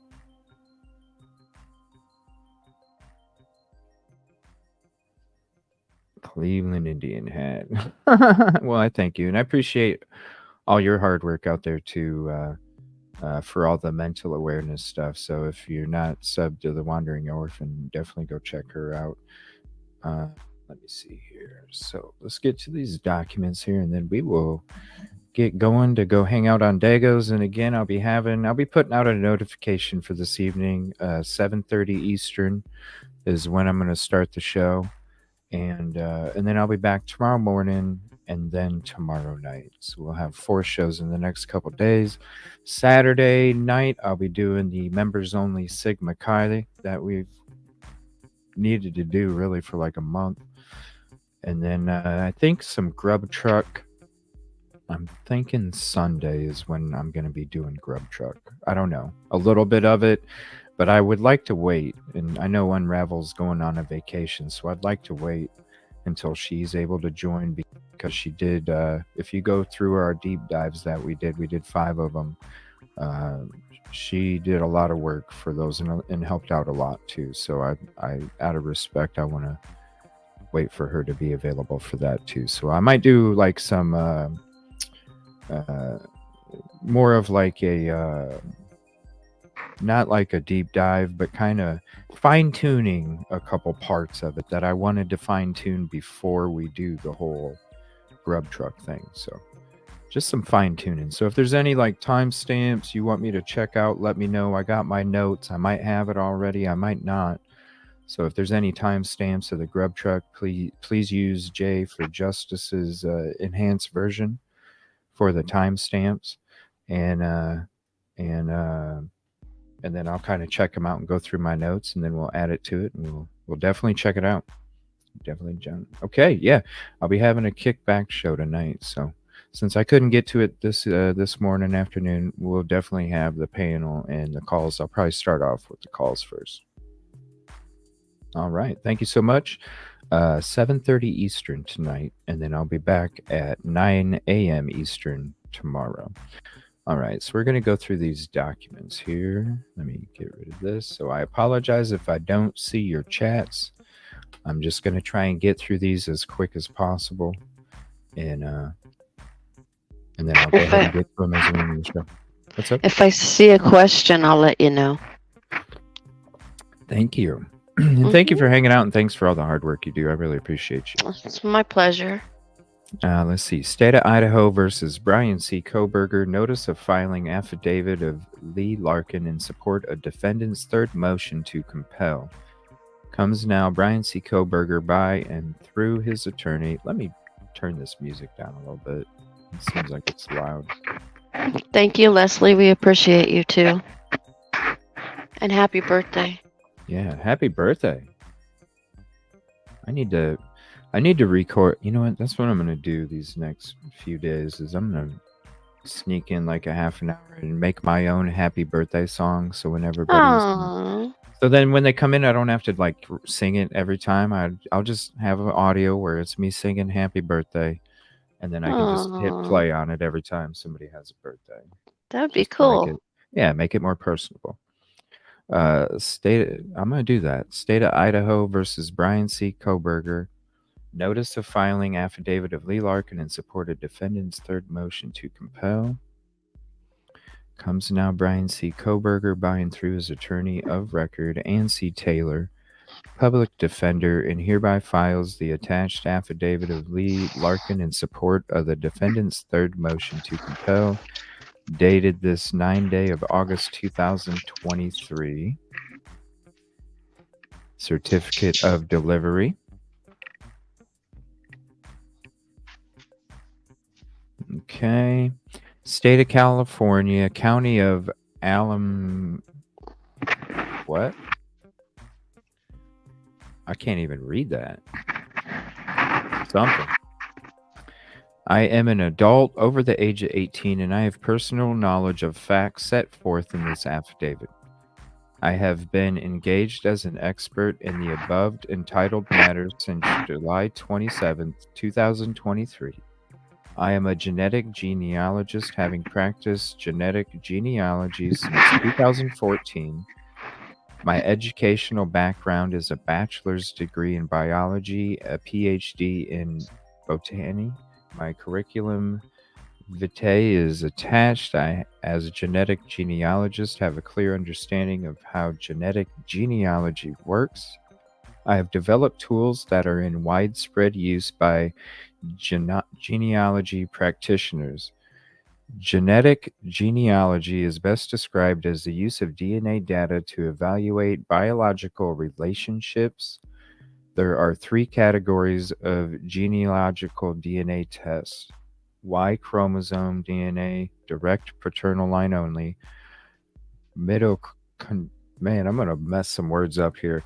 Mitochondrial DNA, direct material line only, and autosomal DNA, all branches of a pedigree. A genetic genealogist integrates information from these DNA tests with genealogical documentation to reveal or corroborate relationships. Keep that in mind. Direct maternal line only. Right. Okay.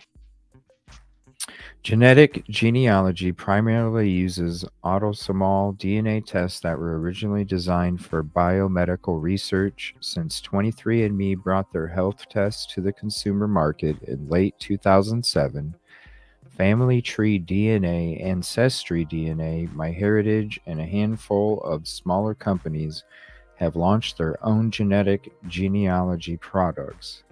These companies all provide genealogy tools to their customers on the websites and also produce a raw DNA data file that the customer can download. The raw data file contains the genetic profile for that customer.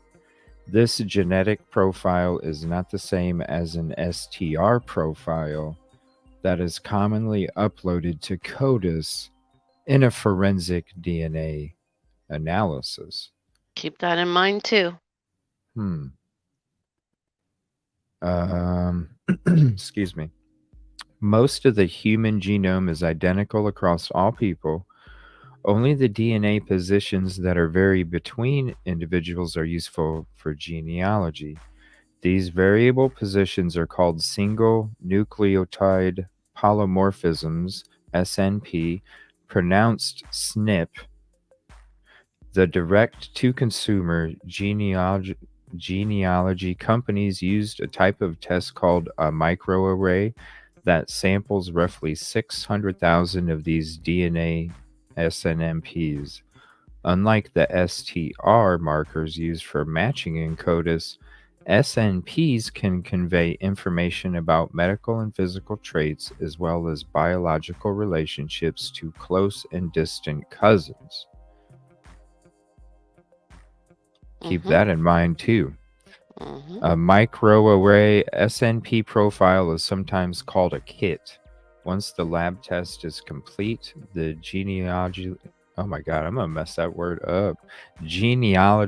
companies compares the new kit to those already in its database, looking for long stretches of SNPs that are compatible. The company then presents these matches in a list sorted by the amount of shared DNA measured in centimorgans. And that's what CC Morgan was talking about on the Presumption podcast. She was discussing those centimorgans. That's a good watch too. I'm going to have to find that link and put it to you guys as I end the show so you can watch that too. A standard DNA microarray requires approximately 200 ng of quality DNA squared. That quality and quantity is often not available from crime scenes or degraded human. Instead, specialized laboratories can generate a SNP profile through a more complex process. First, they attempt to sequence the entire genome using next-generation sequencing (NGS) technology. This technology works a bit like skimming while reading a document. On the first pass, NGS technology will not capture all of the data and it may make mistakes. NGS involves repeated passes called coverage to get more accurate results. For human genome sequences, 30 times to 50 times coverage is recommended. Once the NG file is obtained, it must be manipulated through bioinformatics to make it compatible with genealogy databases. The extra data must be stripped out just the SNPs that the genealogy companies test, and missing or ambiguous data must be inferred using statistical methods. Interesting. The kit is then uploaded to a genealogy database and evaluated. A poor quality kit might have too few matches, or it might have phantom matches that are not real measures of relationship. Keep that in mind too. Often the bioinformatics step must be repeated. This is a trial and error process which can take several tries to produce a kit that works well in a genealogy database. Wow. Mm-hmm. So basically, if you have a bunch of potholes in a road, they're using statistical methods to fill in those potholes. Mm-hmm. Only GED match, family tree DNA, and some smaller entities allow crime scene and human remains samples to be uploaded. The terms of service at Ancestry DNA, 23andMe, and MyHeritage prohibit forensic investigative genetic genealogy in their databases. Did you However, read that? Read that yeah, again. and that's why I always said, that's why I think the FBI just said, here's a name. Mm-hmm. This is why nobody made reports of how it, this is why the reports weren't offered, and is, in my opinion, is because of this right here. Because they had to use methods. Because there is a little, check mark that if you don't want it to be included, then, you can make sure it's not included. And it's set up that way for a reason. And I think this is one of those reasons is why it was set up that way. Because it prevents filling in potholes with statistical methods to create a road. Now read the next sentence. The term, let me see. However, in the absence of effective oversight, forensic genetic genealogists are on an honor system to obey the terms of service and the Department of Justice interim policy on forensic genetic genealogy. Mm-hmm. An honor system. Each of the genealogy databases compares the user's DNA data to all of the other data files in their database, then presents a list of DNA matches who share meaningful amounts of DNA. The match list includes the match's name or alias, how much DNA they share in centimorgans, and occasionally a link to a family tree that the match has voluntarily provided. Trash can. The genetic genealogy databases are siloed from one another. If you test an Ancestry DNA and your sibling tests at 23andMe, you will not be matched to one another because you are not in the same database. GED Match is a third-party site that functions as a genetic genealogy commons.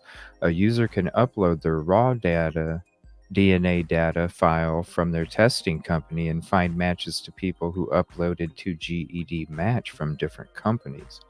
Like GED Match, Family Tree DNA, and MyHeritage also allow uploads of raw data files. Ancestry DNA and 23andMe do not. Do not. There should be a red line underneath that right there. Yep, do not. So, broadly speaking, the more DNA two people share, the more closely they are related. The correlation is not perfect, though. Any given centimorgan amount can represent more than one possible relationship. The testing companies suggest probate relationships, but experienced genetic genealogists typically use the online shared CM tool shown at the right for a hypothetical match of 200 CM to see the mathematical probabilities of different relationships for a given centimorgan amount. Note that there are nearly 20 possible relationships listed for a match of 200 CM, which is considered a fairly close match. Fairly close. Statistical methods. Very interesting. Hold on 1 second. Chalk Yes. baby, you're absolutely correct. It says same DNA company has to test both you to be pulling from the same database.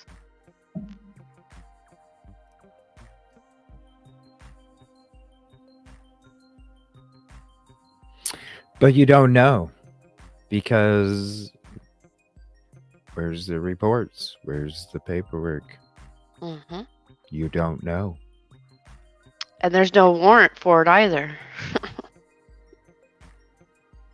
And here's the link. Excuse me. Here's the link if you'd like this. If you don't have it, there's the link for it. And right now we are on page 6, and there's just a few more, and probably some of the end ones we probably don't even have to read. But this is number 14. Adoptees have used genetic genealogy DNA tests to identify their biological families for roughly 15 years now.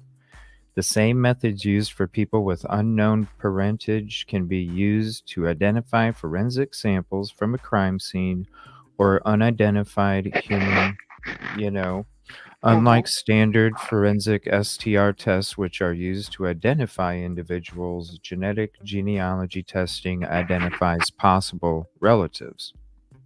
First, the genealogist attempts to build family trees for the DNA matches of the person of interest, starting with the closest matches. Relatively few users at GED Match and Family Tree DNA post their pedigrees there, so the genealogist must build trees for them. We attempt to identify the match using their screen name and email address. Then we search public records, social media, obituaries, news articles, and genealogy websites to build out their tree through their parents, grandparents, and so on. Most genetic genealogists build these so-called research trees at Ancestry.com. The goal of building trees is to figure out how 2 or more matches are related to one another. For example, if the person of interest matches 2 people who share a great-grandparent couple, making them second cousins to one another, the genealogist now knows which branch of their tree is relevant to the search. The person of interest could be descended from that couple, or the connection could be 1 or more generations further back through either their husband or wife in that couple. Once several of the DNA matches have been connected to one another, the genealogist must figure out how the person of interest fits into the tree of those matches, and we use age, sex, geographic location, and other circumstantial evidence alongside the DNA-based relationship predictions. A statistical tool called What Are the Odds can analyze multiple DNA matches together to evaluate where the person of interest best fits into the tree based on the amounts of the shared DNA. What are the odds is not intended to give a definite answer. Rather, it points the genealogist towards the most likely branches in the tree for further research. The tool is also not appropriate for all circumstances. For example, it is not intended for populations that married within themselves for double cousins or when most of the matches are below 40 cm.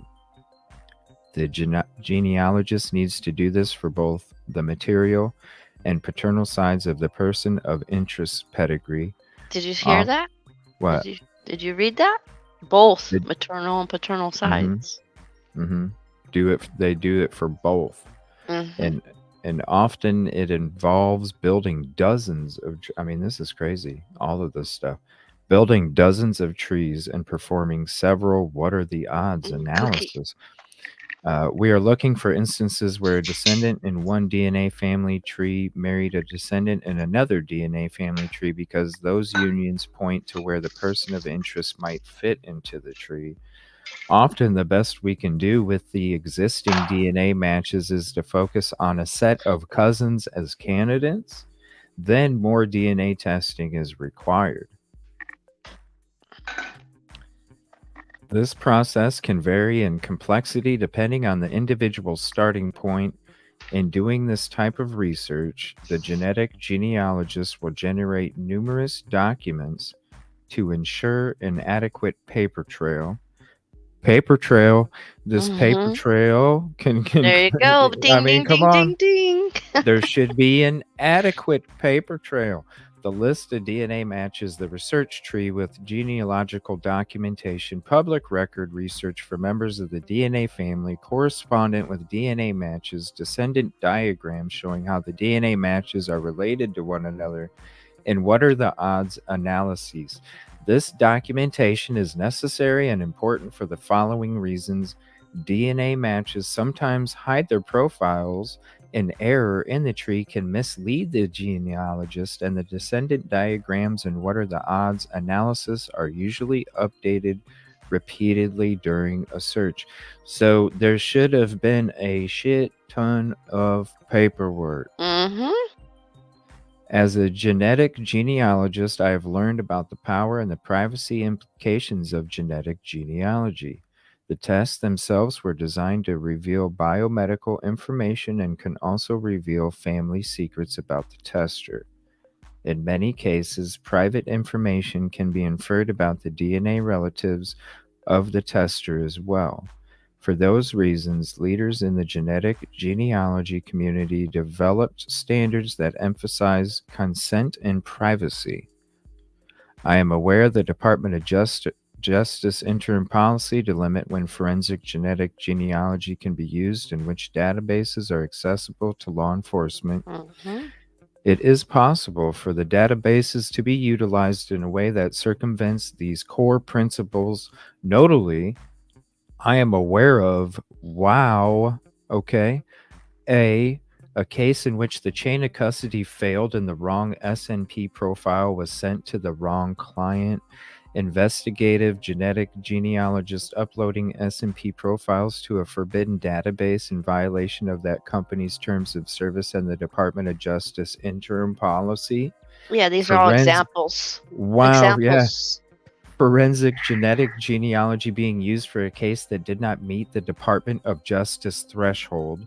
Investigative genetic genealogists using security loopholes to see DNA kits who are opted out of forensic matching at GED Match and Family Tree DNA. A case in which an SNP profile was performed on an innocent woman, a potential Fourth Amendment violation of her right to privacy, and uploaded to GED Match without her knowledge or consent. Wow. So somebody even took this person's file or report or whatever the thing is that you can have, and they did it to do a match for her to do a match, but it wasn't. She was but innocent. It wasn't her. Mm-hmm. Having access to the data and methods used to identify someone will provide answers to compliance with Department of Justice policies, how a DNA sample was handled from the time of collection through its forensic genetic genealogy testing, the process of SNP creation, the use of the SNP profile, the use or lack thereof of loopholes and violations of terms of service to the various genetic genealogy databases. Lee Larkin, August 8th, 2023. And there you have it, folks. Wow. And here's her overview right here.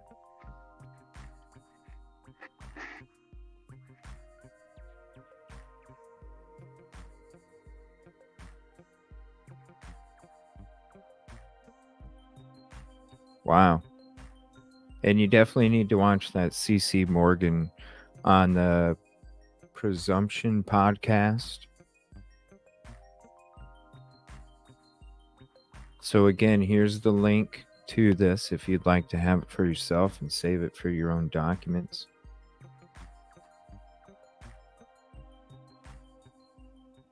Yeah, and I couldn't find, I had it in my Idaho folder, but when I tap into that one, it's got like 2,000 some videos, and when I try and find anything in it, it could take me like 10, 15 minutes. Let me see if I can search it real quick.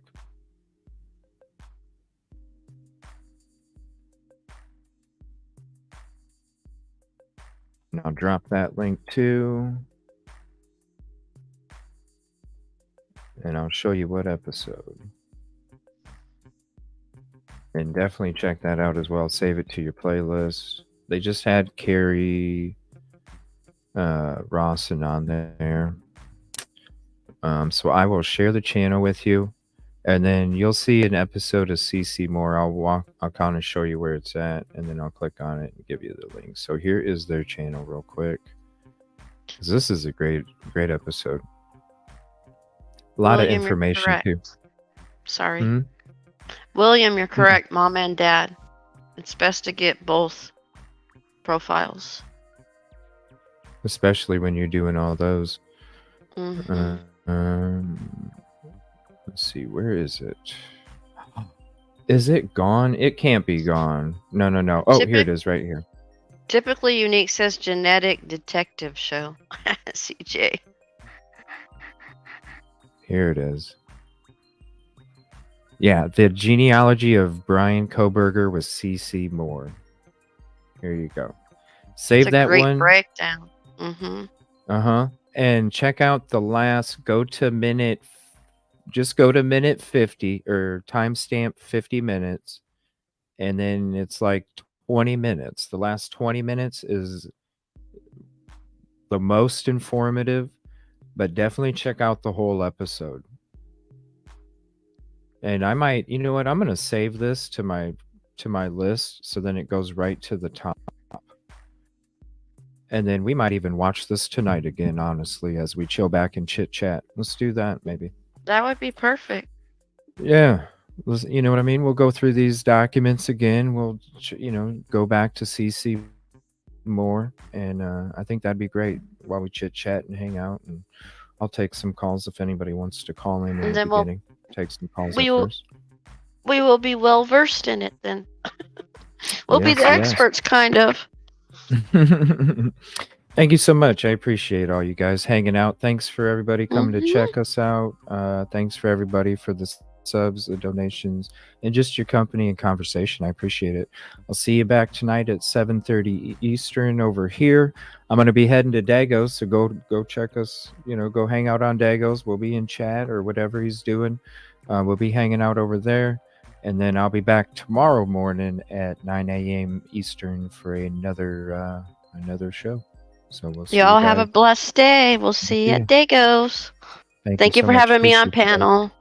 And thank you, No Chains. I appreciate you so much. You're welcome, dear. Peace, Bye now. everybody. We'll see you.